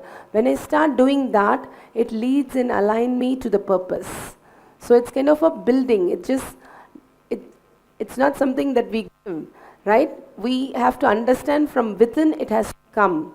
But that start happening when we start becoming authentic to who we are. Then only we start flowering. The flower starts opening like a petal. Each dimension starts showing up, and our capacity, capability, what we are here for expands exponentially. So we have to guide them into making decisions. So first thing, let them have small projects. That's what I'm going to be guiding them in the completion process, how we can make this stimuli as a process itself to giving them making right decision. We have a question from Vancouver or Toronto. Vancouver. This is from Sinduri. Can Ma Advait elaborate more about feeling alone, non-belongingness, why and how that starts? So the non-belongingness, I am alone, I don't have anybody, starts from a very small things. Suppose I'm playing with cars, okay, and then my friend comes and I start giving the friend the cars, and it is during the class hours. And the teacher catches me and says, why are you playing with cars in a classroom, in kindergarten class? And then I say, I wanted to play, so I'm playing. They say, no, it is inauthentic, you should not be doing this, and you know that better. And they start shouting at my friend. And I feel so guilty. I say, like, what's happening in life? I did something what I want, and here the teacher is very upset and she's shouting. So that's what I perceive the first time. So what happens at that time? I am wrong. And life is something telling me I am wrong. This is not the right way to behave in the society. When I start thinking I am wrong, instead of understanding I just made a mistake and standing up again, when I start becoming powerless the first time, that's when I start thinking of becoming alone. That's the first step we start becoming. So I tell my kids in Gurukul very clearly, make mistakes and come declare, I made this mistake. My teacher, I'm playing with the cars, I'm sorry, and I made my friend also to play. I know it's very inauthentic. I want to commit and complete. So when they say that, they feel fulfilled and complete right there. But that small pattern starts growing and growing. And every time society starts, you're wrong, you can't do this, you can't be this, and putting more and more powerless space. What happens? I just withdraw and say, I'm all alone, nobody understands me. This is not a way life is. Nobody understands me. This is something people don't understand. Mommy doesn't understand. They are too busy for everything. So then I withdraw myself thinking I am all alone. I don't belong here. I'm not part of the group. I asked one teenager, no, do you understand this? He said, how did you know? I said, wow. Instead of asking, what does it mean? He's asking, how do you know? That means already in that space. He's already in the space, so he's asking that question. So I walked him back and said, when did you start feeling this way? And then slowly and slowly we found out small instant when he thought pouring the milk down was wrong. No, he cannot be like that. This is something he should not do. The powerless moments, the small powerless moments, it starts with teeny tiny problems. Then it starts growing and again reiterating into that powerless space. They start becoming that they don't belong here.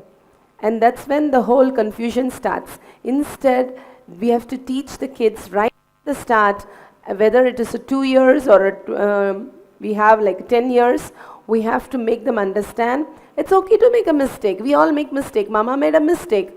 Papa made a mistake today. So when we also declare, that's why completion with kids very important. Every night we have to make them complete. Mama, I thought you were crazy when you were in the morning running up and down, and I thought you were simply screaming at your daddy. If the kids are able to speak that and understand that I thought like this, which I thought is also not the right way to think. You're here to help me and help daddy, but I thought you were running crazy and driving us mad. And the kid really is able to express the words sitting inside, the unsaid words, the pain points, right from the start. Then there will be completion, and they will not go into the powerless space. They will not go into the self-doubt, self-hatred, self-denial. All that exaggeration doesn't happen. So it starts right from when they are as young as 2-3 years old. It starts one by one. So talk to your kids, complete them, and let them feel first connected to you. And bringing their friends, especially a teenager, will be very helpful because they feel their friends are the ones who can make them feel complete. So bring their friends also as part of Teamly, however crazy they are. Bring their friends and slowly talk into their listening also and understand where each friend comes from, what are the incompletion. That's why this Nityananda Bala Vidyalaya, the weekend classes, really helps because we have lots of workshops as a group. And it really helps the kids to figure out where they are and what they're doing. It really brings them as a bond. And if they come as friends, they really bond and gel into this Teamly process very well. We have one question about Ingenious ad that we just saw. What is this program and how does it help the kids? So Ingenious is a program where Swamiji has designed it for the kids. First time on planet Earth, we have a child program for 21 days. And simply, they enjoy so much. They are so amazed about each step that is getting unfolded in them. Because first time, the teenagers tell me this in the program. They understood themselves. They understand the purpose. They know who they are and what they want to do. First time, we have a program where kids is talking about their inner space. We had this child who's been enriched for 2 years, literally who didn't want to come to Varanasi, the last Ingenious. And this kid was like, no, completely resident. This program is not for me. These are for kids. I'm not going to go to the program. After he came to the program, he said, this is too much for me to handle. I'm not interested in yoga. All kinds of words. And this was the same kid, after 21 days, the same teenager ran to the mic and said, I wanted to share. And I declare Ingenious is the best program for kids. And this is what I want to do with my life. And he's so clear, the whole context. Everybody called me and said, hey, who's this kid? He's amazing out there. I said, this is the kid who didn't want to come for past 2 years and he didn't want to catch the mic at all.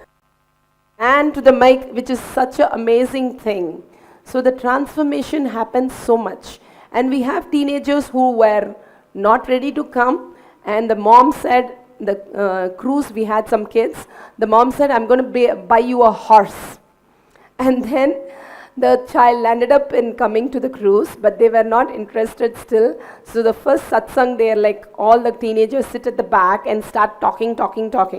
Literally, they were thrown out of the class. And then what we did is, we said, okay, you don't like the satsang, you don't want to do all this talking and all that. Let's do theatre club. No, we diverted them into real action and then taught them the Prahlada story. It's a beautiful story where the kid goes beyond lot of things. Lot of fear, anxiety, everything, because he's so sure and he knows his purpose. So when we guided the kids into taking the whole play, no, taking the action, writing the script, designing their dress, everything, they really went into it fully. And what happened was, the end of it, the last day they enacted in front of Swamiji, talking about the 4 tattvas in the Prahlada story. So completely how these teenagers who are complete rebel, I don't want to be on the thing. And completely after 21 days, they're a new being. Because they're still a kid. They just can't change like that. Whatever it is, they are not adults who are stubborn and who want to hold and have suffering, and no, who wants to say, my life is full of mess. They are kids, they want to have fun. At the end of the day, they only look for fun. So that's one thing very nice about the kids, their completion becomes very easy. So they start aligning to the purpose. They started making decisions so beautifully. So this 21-day program, where Swamiji is structured, first thing, he takes class by himself the first session, and then he initiates the kid, where the brain physically rewires and aligns for higher intelligence. See, if we are all higher intelligence, we can make things more clear. Thinking of the box, the higher order thinking, simply happens in us. Why? Because we are more intelligent now. We know what we want in life. The clarity, we can make the decision and we can take the responsibility because I know what I want. So that is what happens in the Ingenious program, where we build them for success. It is a leadership program, and after that it is rewired forever. They don't go back and they don't get into incompletions and issues as much as we see the outer world kids, because we have defined their brain now for higher intelligence. They start understanding that what society is going through is only incompletion, and they need to stand up with their authenticity. They are very clear after this program. July, we have a beautiful program in Haridwar. Haridwar is the beautiful place because Ganga Ma is there. Apart from Swamiji, we have two forces together, which happens so beautifully in Haridwar. Twice I've been in Haridwar with the kids. They enjoy the most.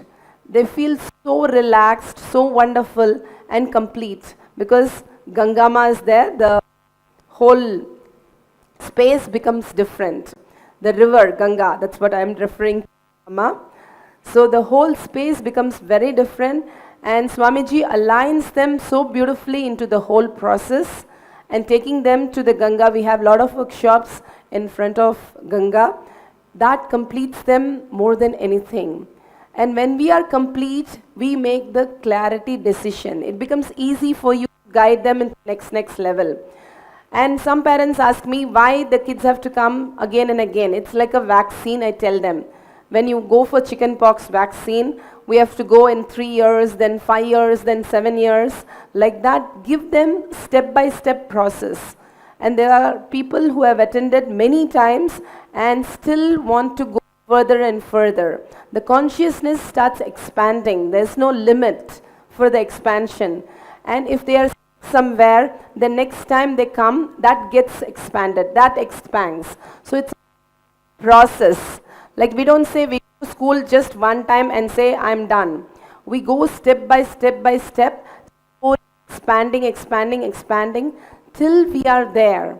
So it's a process. Why we watch the morning satsang, why we follow the Timli process. Each process takes us into next definition of life. So it's very easy for kids to grasp this because they don't have the solid incompletion.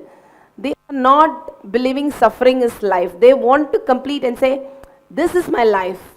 I want to have fun. Give me a plan. So the confusion immediately aligns to their purpose. They want to know what they want to do so that they are happy. They are not into the incompletion of so many things that no burdens of society or life and all that. So they are able to make a quick expansion where they are. So that's what the whole program is. Beautiful program that Swamiji has given them as a gift.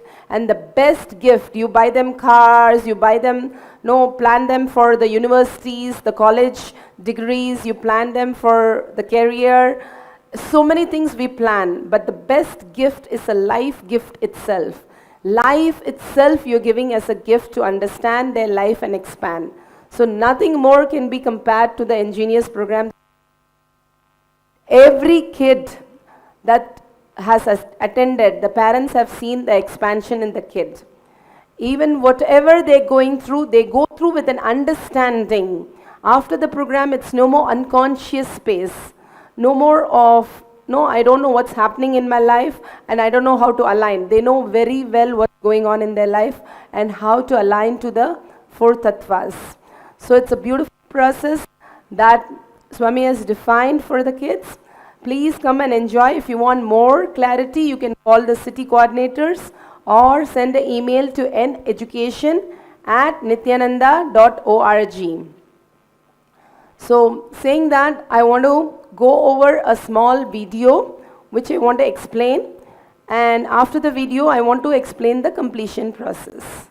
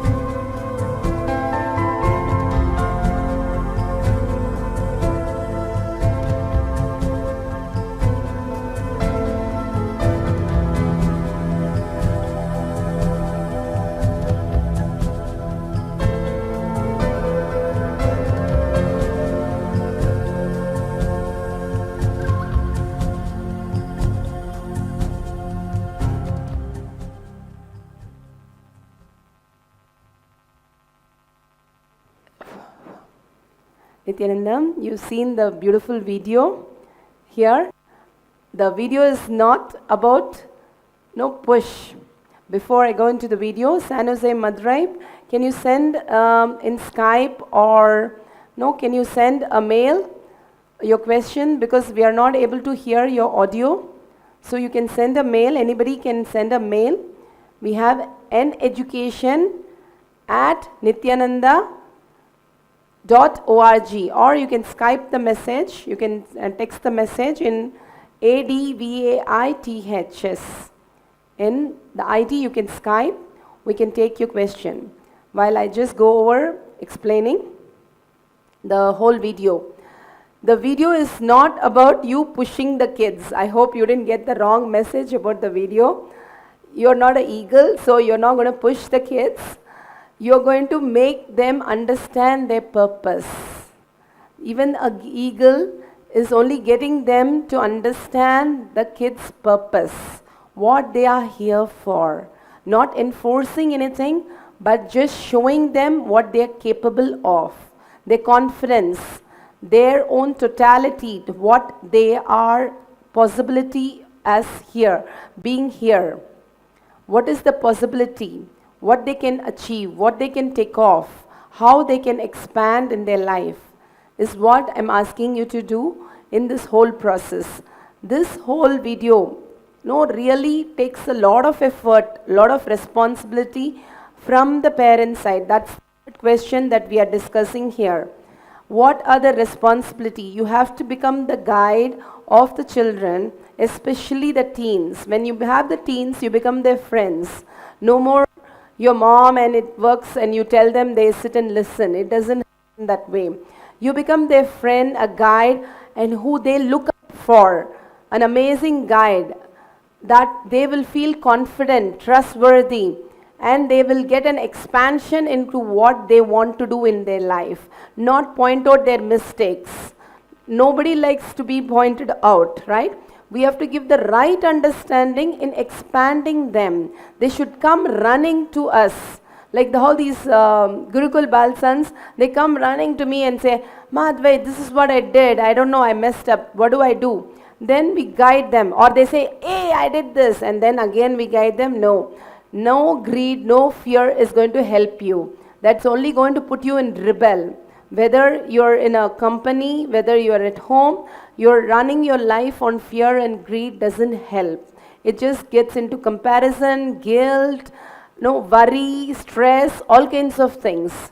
That's what happens. But when you give the right understanding, aligning them to the authentic purpose they have here for, then the expansion starts happening. So when you give the right understanding every step, when you are authentic and getting them to the authentic space of making decisions, it's an amazing process. It's a clarity that you're giving me. Then I start trusting. Then I don't feel I'm left all alone. I feel I have somebody to have a shoulder. I have a person to guide me in my life. I have a coach in my life. That's what we say in Nityananda Balavidyalaya, forms the coach. Once they attend the engineers program and after that they continue with the Nityananda Balavidyalaya, actually with respect to teens, I ask them to conduct the Nityananda Balavidyalaya because they are like leaders. So if they conduct, they have the step-by-step process where they start giving one understanding to others. They start understanding things better. They start aligning to the authenticity because now they are unanswerable. They have to keep up the time. They have to be good with the content. They should have prepared. All that aligns them to the authentic space. Especially teams, one of the project is I tell them to take the class. And so beautifully this teen I was talking about in Varanasi, he said, I want to take up the responsibility of making the teens understand. I want to be a teamly group. I said, I'll help you. We can come up with a teamly group and you can talk to the teens guided into life. How they start getting into wrong things, perversion things. How to get them back to aligning them where they are. What is the purpose? Outside life will lead only to the depression and suffering. The inside expansion really starts helping with life. Inside expansion gives a satisfaction in life. Whatever you do in the outer world, you can't do more than what Bill Gates and Warren Buffett, right? They earn the maximum, they have the best cars, best things, and everything possible in their life. But they don't have a guide, coach of their inner space to making right decisions and going forward with their purpose. Even though they have achieved their goal, but the purpose is not met.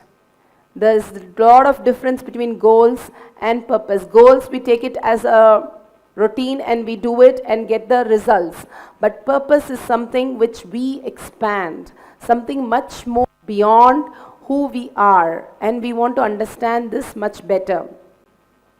So this is what the eagle is doing. Not only it says that we need to take a push, but we also need to push others that as a gift, not as anything. We have to stand up with their decisions, whatever the mess they make, and then guide them slowly. Not tell them you're wrong, you do this, do that.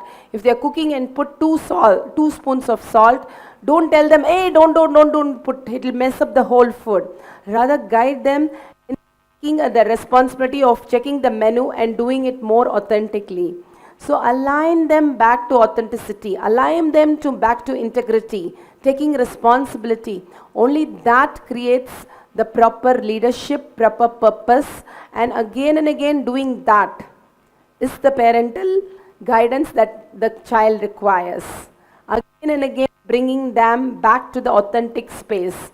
Make them, suppose the Rudra Homa is done, it's a Homa done in the temple in the Bididi ashram, and the kids do it. If 2-3 days they do it and shower doesn't happen. So far like a couple of days it doesn't rain. And then we put them and say, okay, come on, we are going to align you back to the reality, align to the authentic space. So all of them sit together, whatever the unsaid word, the pain points they have, they just express. Because they know they have to get the rain now. They have to become authentic. Now it's measurable, tangible. They have to become authentic. So what happened so beautifully, 2 days they sat and just day before and yesterday, sat down and they completed with all the incompletions. Immediately, past 2 days, it's been showering so nicely out here. So wherever they are, now they have to tangibly prove it, make a decision in their life to become complete, to be authentic, and then only they see results. So out of the purpose, what they are doing, the results, goals have meaning. Otherwise, the purpose is lost. They are confused. Why are they doing what they are doing? They finally think a societal requirement, need, or parents ask me to be like this. It's only for others they are living. But the real purpose, who they are, when you guide them like this eagle, they bring out the purpose as to what they have to do in life. And that's the best gift. If you can bring them to engineers, we can align them. We had even drug addicts, the alcoholic kids and drug addicts who had come for engineers program in even last Haridwar. And initially they had a big fight, especially these teens have initially like a withdrawn, like no, what to do? I don't want to do this and this is not what I came here for and all that confusion. But finally at the end of 21 days, they fall in love with the program. They fall in love with each and every person. They're no more the teens, they don't listen, but they are the teens who run and take all the commands and take up every responsibility and make it a reality. This becomes so beautiful, how these Gurukul Balsans, I've never seen an incompletion in them when I tell something. They just take it up and make it happen. Whatever it may be, take it up, make it happen. Such a beautiful concept they are all aligned to, because they know authentic space is going to expand them more and more in life than anything from outer world, results, awards, gifts and all that. Saying that, we have a question from Luan. What do we do if the kids don't follow through on the responsibility? Yes, ma'am, we are going to bring them. Responsibility is not a task list. I'm just going to go over the completion process now. While again, everybody who wants to send the question, please keep sending the question. I'll go through the questions also as we go along. So responsibility is not a task list. Responsibility, how to bring responsibilism is what I'm going to say in the completion process. You bring their friends and bring them to your home, form a timely. I'm just giving you an example where if suppose they have a cultural program in their school and what they want to do, bring responsibilism in that. Not saying put out all your clothes and put it for laundry and do this, not a checklist. No, bring a place where they want to expand. They want to play a tennis and they want to become a tennis player. Then you make that as the responsible space and bring them, take photos, take a camera, guide them and show them where they're missing, sit with them where they exist. It's like going into their room. I keep talking about the space of the child. You really sit with them where they exist. So where they exist, they are ready to take responsibilism.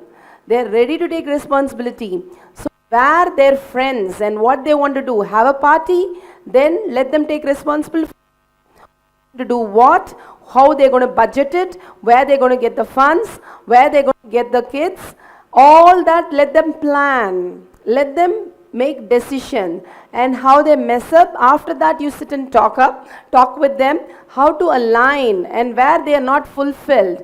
Even after the party they are feeling unfulfilled, they are not feeling complete. Then talk to them what happened, where they missed out their decision, where they were not authentic to themselves. No, again and again bringing responsibility where they exist and giving them real projects, even at home, that you need to budget and plan for some vacation. Give it to them. Let them plan it. Let them, whatever decision they take, they are responsible for that. And if they mess up, yes, they have to take responsibility for that also. So be very clear, giving them alive projects, giving them where they exist. These two will really bring responsibility to the bigger kids. They're not small kids running out of the house and you take them and tell them, let's clean up the room. And they're going to feel excited. No, these are big kids and they have to be given the real responsibility. Even small kids, if you bring them again to your kitchen, make them help you make the real, wash the dishes or help you with making something really into tangible, authentic space, then they don't feel like a workload. They feel like they are part of a family, that they are responsible for the kitchen, they are responsible for cleanup, they are responsible for doing everything. So bring them to real projects, whether it is your household thing that you are talking about or their own space. Their friends decide on something. Sit with their friends, talk to them. What responsibility each one, guide them and ask them to look in whether they are making the right decision and right clarity they have. Do they have the so sure factor? I am so sure about this is the steps I want to take. So when they have the clarity, when they have the authentic space expressing out of them, they'll feel fulfilled. They will understand this concept by doing again and again the projects. They will mess up. They will come and say, oh, it was fun. They'll just say very hypocrite way.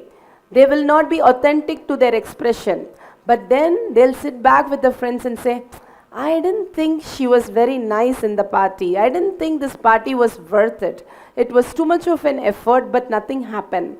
They will make statements, whatever unsaid words, they're going to bring out to their friends. They're not going to keep up with themselves. So you have to make timely with their friends and bring out these unsaid words. And then bring out the decision where they missed, where these things are happening and why these things are happening, because they're coming from greed or fear. They're not coming out of right understanding. They're not making authentic decision. If they're not making authentic decision, they are going to land up in incompletion. As simple as that. So, bring them to what project they want to do. Bring responsibilism in that. And not I'm not saying encourage all the computer games or encourage anything they want to do. No. In the boundary of what they can do, you bring them responsibilism. In the project, they can do. If they want to play computer game, I don't think that you have to take responsibility in that. But they have to be really tangibly in active projects in home or in their school, anywhere, action based. The decision should be action based, commitment based. It's not that I'm going to reduce in 3 months and then nothing is done. Not just a hypothetical statement, but tangible. Give me data, give me numbers that I'm going to have 3 friends come in for this party. I'm going to have this budget. This is what I'm thinking of raising fund through my lemonade. Whatever they say, with proper numbers, dates. And then they have to commit to that. So now they have to work authentically. So they will learn the process of building authentic space. So every decision when you make, when you have the proper numbers, when you give your friends, families, talk in proper tangible way where they can question you, then you are becoming more and more authentic, more and more integrated. Simple things. No, when we go park a car or when we just leave our footwear somewhere, no, when we go back there, we are lost. We don't know where it is, where we left. That's because we are so unintegrated and we are not authentic to what we did. So when we align to make a decision, oh, I have left near this pillar, I have left in this place, the few seconds that we take, we are aligning to the authentic space. This is the simplest example. So when I go back from my party, I know exactly where to go. When I go from the mall, I know where my car is. That is authenticity. That is the right decision. Very simple, small example. But that's where our authenticity is, integrity is. So aligning yourself even in the small, small things and making it tangible, not like lost, then the chaos doesn't exist. You're aligning your life in a beautiful, clear picture, like a beautiful picture where everything fits so nicely. Not a chaos like no random scratches and all kinds of signs that you don't understand. So when you align, everything becomes so beautiful. So then the responsibility starts flowering in them. They themselves come forward and take more and more things, and they themselves want to now take up responsibility. You will start them seeing flowering.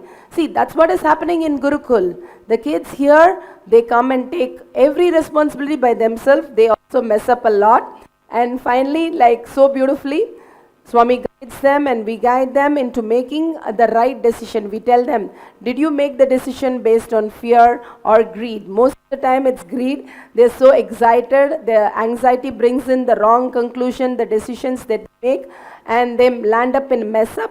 But the one beautiful thing is they do a completion. They sit with the whole team, all the 100 and plus kids, sit together during the dinner. They say, this is what I said. This is what I thought. The unsaid word out of them. So same way the team happening, the completion session starts happening in the kids. You can really sit and listen to words. What all words continuously come out of them. What all words are holding up their space. Each word they are going to express, you can easily see how these words are misguided and guide them back. See, you made the decision, that's why you're complaining. That's where you are missing out the reality. So then we can align them to reality, making decision out of the purpose instead of fear and greed. The right understanding, what we need to do here. I need to take a stand here. No, that's the right decision. So when we do that, the responsibility automatically starts flowering. Otherwise, it's a lazy, cozy space as a child, especially a teenager. Getting them to do something is impossible. They have a remote, they have a TV, or they have a laptop. They're stuck to that because they don't have to do anything. They're not committed to anything. They don't have anything to do. That is the reality because we have not given them a plan. We have not guided them into making real responsible space for them. Otherwise, give them real, tangible, very important decisions that you need to make in your family. Then see them just standing up. Because I told you, right, they have 200 monkey energy. So they have all the power in the world sitting at their life. So we can expand them by giving the real project, asking them to make tangible results, tangible expectation that others will have, so that they are committed to it. They have to give results. They have to show results. So this is what I need to do. It's not like you tell them you get a better, all the A and I will take you for vacation. No, that's bribe. That is not responsible. That is not a project. Let them take a decision that they are going to get a A star, and by getting a A star, they're going to get more and more things expanded in their life. Let them take a decision why they want that A star within their friends. When they make such decision by themselves, they're going to stand by it. They're going to make it happen because they have said it. Now you can question them. The day you said you're going to get A star, A plus, no, whatever grade, the best grades in the in your subject, and what happened to the whole decision. Then you can catch up on them and make them answerable and let them know where they missed it, where they lost it, and sit with the team and bring the unsaid words so that they feel complete. And the team also starts understanding. All the kids want to have fun, they want to take responsibility, they want to be so sure of their life and go forward. All the kids want to do it. But there's no coach, there's no guide, there's no clarity. Because we don't have a clarity, we are not able to give them a clarity, and we are lost, they are lost. So now Swamiji has beautifully aligned these Gurukul kids. We have learned this process. Let's bring this process to every home. Because all these teenagers, if they're not aligned, then they're going to get depressed and they don't know what to do, and their friend comes with a drug and alcohol, they're going to fall into that. They don't even like it first. They just want to try it. And then slowly and slowly it becomes permanent. The brain starts even shrinking physically when the teenagers start drinking. When you see even the one symptom of these, please bring them to Engineers. It's very important. Don't try to handle them and don't try to misguide them. It's going to become a mess. It's going to be completely a mess for them and for you. Then you won't be able to handle. You start seeing them in the non-listening mode. You start seeing them that they are not ready to be part of your family. Bring them where you can get help. And slowly, how do you bring? Don't tell them this is a meditation program, you have to sit and close your eyes and the master will come and bless you and everything happens. No. Don't scare them into coming to the program. Don't bribe them. Don't put fear or greed. Try to make them understand what happens, what is this that they are going to get out of this program. They're going to have the games, the fun part. Every child who has come, who has enjoyed the most, whether it is teen or a toddler, so they have something more and closing their eyes. So bring that part to them. Make it where they exist. Ask them to just attend the program for a week. If they like it, let them continue. Don't force fit them. Don't scare them. They have to be there 21 days. They have to pack up the bags like this. They have to do this. No. Let them come here. Let them experience this and take it up. Be there for 1 week. That's the commitment we are going to ask them. And see what happens in their life. If they don't like, it's okay. That's a decision they have made. But just ask them to try it out and tell them, every child who has attended so far, the 1,000 kids who have attended so far, all have been feeling, this is the best thing happening in their life. If something is there that all the kids feel, why can't you just try it out? It's only full of fun, activities, games, and connect to them where they are, because we have right from yoga to the memory game to the games that we conduct. So yoga that we conduct, some kids love yoga, some kids like chanting, some kids like games. We have everything. Some kids like art. We have lots of beautiful art that we conduct. So many things happen in the same space, not just talking and the workshops and meditation.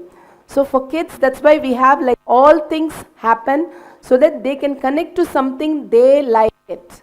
And then they are able to expand from that space.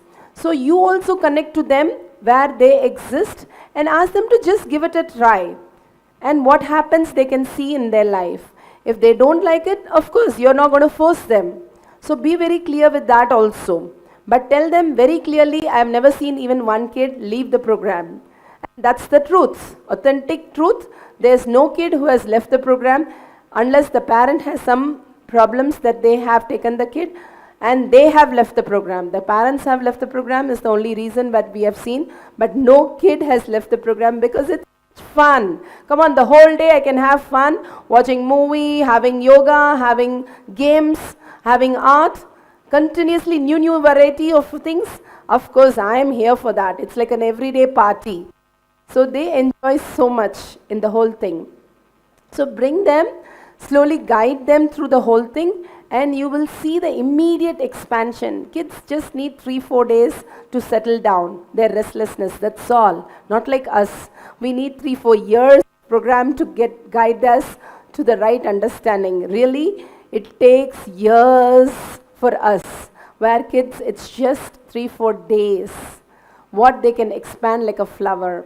So bring them and you'll see an expansion happening in them, and then slowly guide them. After that, it becomes easy for them to get guided, and you can put them in Bala Vidyalaya. Right now, we have a wonderful online Bala Vidyalayas conducted. You can just log in into Skype, and Nitya Ramani Ma, Devata Ma is conducting online classes for your kids. They can align, they can conduct online session. There's a set of teen kids in Gurukul who's been talking to Toronto kids, continuously conducting classes. They enjoy that. I don't know whether Toronto kids enjoy or not. They enjoy so much. Even there is nobody, they will go and I have a class today. So they feel so connected, taking that responsibility. They run to the class, even if there is Toronto 1 kid or 2 kids, they're ready to conduct the class because they feel responsible for them. They feel they are the teen kids and they like to meet a lot more teen kids. So we can have a nice teen created out of this engineers, Nityananda Bala Vidyalaya, and each one will become very connected. And they'll talk to each other. Hey, how are you? What is happening out there in the part of the world? We can bring them all together. So such a wonderful opportunities are there.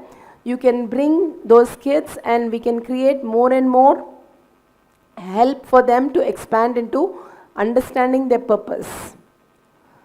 So that brings us to the conclusion that I want to today bring all the things that we've been talking. If you have any other questions, you can pop that questions and we can take it up before I go into the conclusion of the whole thing.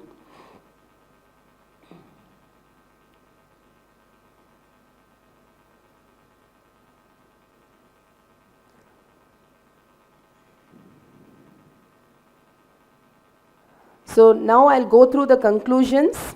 First, we started with the part 1, which is a level 1, level 2 and level 3. We have the kids which we categorized into non-listening, then influenced by friends, the level 2. The third as the bad company itself. They start getting into drugs and they start getting all the incompletion in their life. Then we went to understanding the issues. How the teens get into the games and start listening to their friends, get into the non-listening of them and completely start into anger, violence, and they become a rebel. They think life, they have to fight the life. They don't understand life is so beautiful where they become enjoying and they start getting into making reality happen. They only start fighting with life. That's where the incompletion starts. And then all the misguidance that happens in our home and the society is first they lose the trust, they lose the belongingness, they lose the whole idea they part of a family, and the whole purpose is lost because they don't have any idea on the purpose. They don't have any responsibility. They don't have the teeny tiny responsibility they have, and that's more of an errand. No, they have to run in the house, but not the responsibility itself. So bringing them to responsibility is very important so that the purpose is aligned. So when Swamiji went to these Gurukul kids, he sat and within seconds, each one were very clear what their purpose. Not one of them, all of them. How did that happen? It's because it's a continuous guidance on the responsibility, making them to make decisions. No dilemma is approved in Gurukul. Dilemma that they have is inauthenticity. They have to come to the clarity of making decisions. When they make the decisions, they expand. Dilemma is only inauthentic. And when they make a decision, make it tangible with numbers, with commitments, with dates. So when they do that, they start understanding their own purpose. They start understanding how they can expand in life. So then the violence is not there because I'm so fulfilled. I'm so happy. When I'm happy, I cannot go beat up somebody. So when I'm so happy, I'm not going to abuse my mom. I understand. There was a 6-year-old kid when I told, why don't you complete with your mom? And then he goes, my mom is little upset past 2 days because the whole program, it has just started and it's just a couple of days. But when she settles down, I'll go talk to her. I was like so taken up. I said, are you a 6-year-old or what? He seemed to understand where the life exists, how he needs to take a decision, and how he needs to do it. And I asked him after 2 days, did you go and talk to your mom? He said, yes, I did, but still she's feeling incomplete about so many things. I need to give her a little more time. So I gave her a couple of more days. He was very clear and very authentic to what he said. So even a 6-year-old can understand so much. Why not the teens? Why not these bigger kids who are coming here and they say they don't have a purpose? That's because they are not misguided by the society and us. Because we live in that space, we tend to create the same space for them. So that's what leads them to the violence, anger, depression, then confusion, and they are not happy, we are also not happy. So that leads to confusion. So why the teens the way they are is because of all this misguidance. They think living as a fantasy is their life.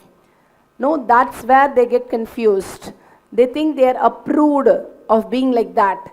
They are just pretending and they think that's perfect. But that has to break the inauthenticity of a hypocrisy. Hypocrisy is adults. The kids are very authentic. They just express who they are. They just express their incompletion. Mama, I thought you were such a nasty person. They just come out with the words very clearly, very innocently. So they don't have the hypocrisy. Hypocrisy is a adult space. So whenever they see impossibility, hypocrisy, you can tell them to bring back them to the child space. It's very important where they stay. So why the teens the way they are is because the life, the society, the family accepts their hypocrisy. Because they don't have to make a decision, they just randomly hang out. That's where the whole problem comes. So the very important process to bring them back to the reality is giving them the right identity, the right structure, which is the right context. What is their purpose? So bringing the whole friends as stimuli process, Swami has given the extremely beautiful process, because if we question a teen, they're going to give us back. But if friend questions them, they're going to say, hey dad, no, this is not what I want. I know I want it, but I'm not comfortable. But then the friend is going to question, why are you going into all these incompletion? Just drop it. Come on, let's take up something more tangible. The friend is going to be the guide. But for that, you have to be the guide in bringing this to happen at your home. Getting them to know each other, you and their, whether he is 40 years old or whether he is 3 years old, accept him part of your teamily and start working with them in doing sessions, completion sessions, and talking to each other very openly with the unsaid words coming out. That's when the real timely starts happening with the friends in front of you. Then you will see how innocent they are. They don't have perversion, they don't have incompletion. It's just the misguidance in the society. So understand that very clearly. They're just pretending, no, acting in a play. You can easily bring them back to reality. But we are permanent. Play is part of our life. So it's very hard for us to get off that. But for kids, it's very easy, very tangible. They just can get over all these things in a few minutes. So next is responsibility. The responsibility that they need to take is practical with dates and numbers. Again and again I keep saying the decision, no dilemma accepted. See? The dilemmas are not accepted. Again and again they have to come into the reality, giving you numbers, giving proper words need to be addressed. Bringing them again and again to reality, commitment, which you can question them, not just you. Among the friends also, they can question each other. When that is happening, that is what is responsibility. Giving them small tasks at home, it's okay to start with, but that's more of, no, not very tangible. Let them take real projects in a small way, and make them to take decisions and see where they land up. It's okay if they mess up now, because you are there to help them. But if they mess up in future in their life, nobody is there, and they keep falling and finally get depressed and leave the whole concept. So now the most important part that we discussed today is building their core concept, building their identity, the authentic space. The authentic space will be built when you are in a clarity, when you make tangible space for that somebody can question you. You said in 2 days you're going to be back. Why aren't you back? When again and again when you're questioned on authenticity, you start thinking what's wrong with you. When you start contemplating, your expansion starts happening. The purpose starts happening only when you are authentic to your space. You don't have to be authentic to anything else. Your own space, what I commit, what I declare, am I making it happen? And how measurable it is, how tangible it is, and am I seeing the results happening like that? Am I creating the reality? Then I have to be authentic to make it reality. Otherwise, nothing. Just as a fluke, sometime it can happen. But success happens only if you're authentic to the space. And you can replicate the success when you are measurable. When somebody can question you, then that is the time you're measurable. So bring them to that space. Build that space. Dilemma is only ignorance. More and more chaos, confusion. That is where we are stuck. Even if they make wrong decision, it's okay. But let them make a decision. Let them stand up with that. Swami beautifully says, decision moves the wheel of dharma. The whole world runs on the decision. Let them learn to make decision which is tangible, so that they are so sure what they want in life. Once they are so sure, nothing can beat that. They will be, whatever the incompletion happens in their life, they'll align back to their own purpose, their own so sure. So you've given the best gift. The eagle did a push. You have given a space where they can be authentic, where they understood their purpose. And more, we also said about the ingenious program also, which guides them, where Swamiji himself guides. Then you have higher definition in life, which is guiding you, which makes your life very easy, and bring them so that they align. This July program, they're going to get the whole picture of becoming successful leader. So it's your responsibility now. You take them, you make that functionable, bring them to the Nityananda Bala Vidyalaya class, where we become the coach. July 15th, Dwar program and then Balavidyalaya classes as a continuous education. Have them a life coach assigned to them. Not just you, the whole process will start expanding. The kids will start understanding where they need to do, what they need to do, and become a guide for them. And that will lead to complete completion. If you don't take that responsibility right now, then they're going to mess up their life, go into incompletion, pretty much land up like us. So then they're going to come to IA and all their incompletion and all their completion. So right now itself, if you can just align them so beautifully into the completion space, making them take responsibility with the correct decision, and they becoming so sure. So their purpose starts flowering. Once the purpose starts flowering, nobody can stop that. You will see them flowering into different dimension. The sooner, the better. So bring them to the authentic space as much as possible. Don't give up on them saying they don't listen to anything. Create a space and start connecting to them right today. Don't tell them they don't listen to me, they don't want me, they don't think I'm a mom, I'm a dad, I'm useless. No, they don't. They are still kids. They're just throwing their tantrum. Whether they were 2 or 13 or 16, they're just throwing a tantrum. Mom has to be responsible now, taking the responsibility, connecting to them and their kids, their own friends. What do they want to do? They want to have a party? Then be part of that. Let's be part of their life and let's go ahead and see what they want to do in life, how they lead their life, what they are doing in life, how they are messing up, and become their own Timely process and tell them how you messed up. That will really guide them what not to do. So how each step we guide them is in our space. First we create the space of completion. They're going to be in listening.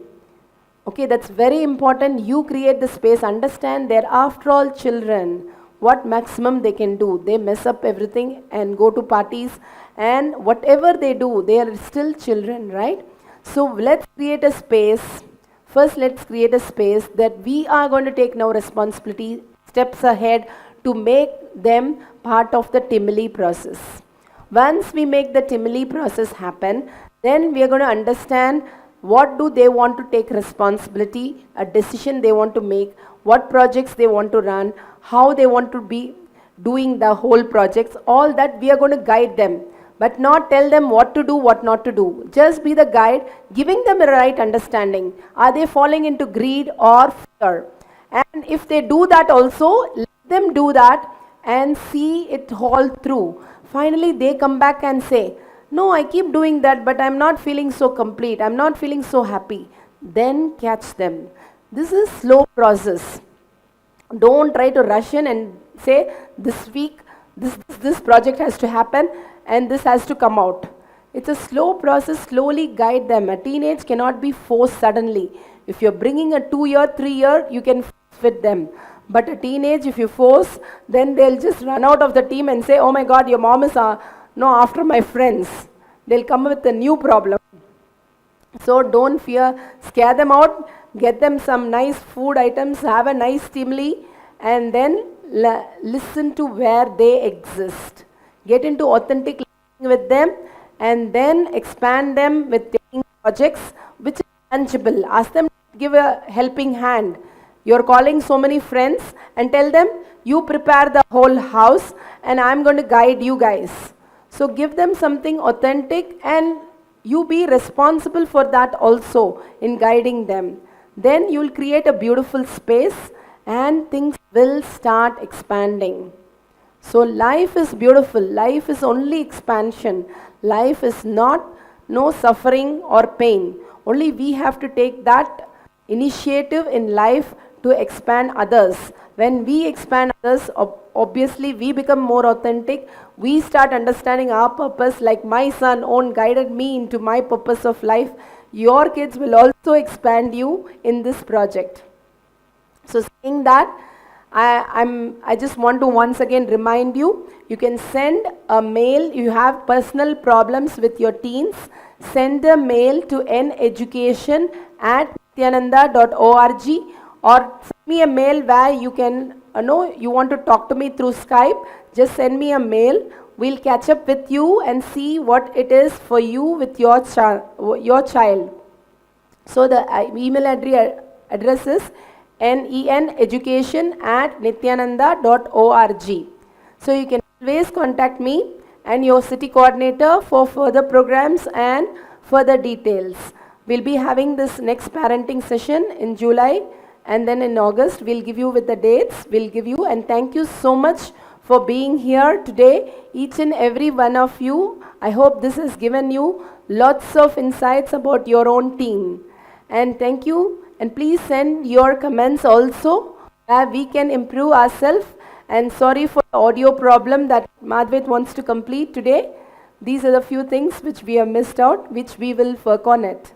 And thank you so much for being here. We'll end with the Purna Mantra.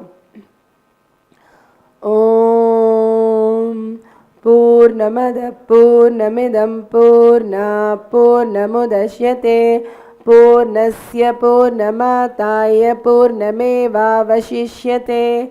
Om Shanti Shanti Shanti Hari Om Tat Sat Sarvam Sadguru Padukarpanamastu. Om Nityanandam.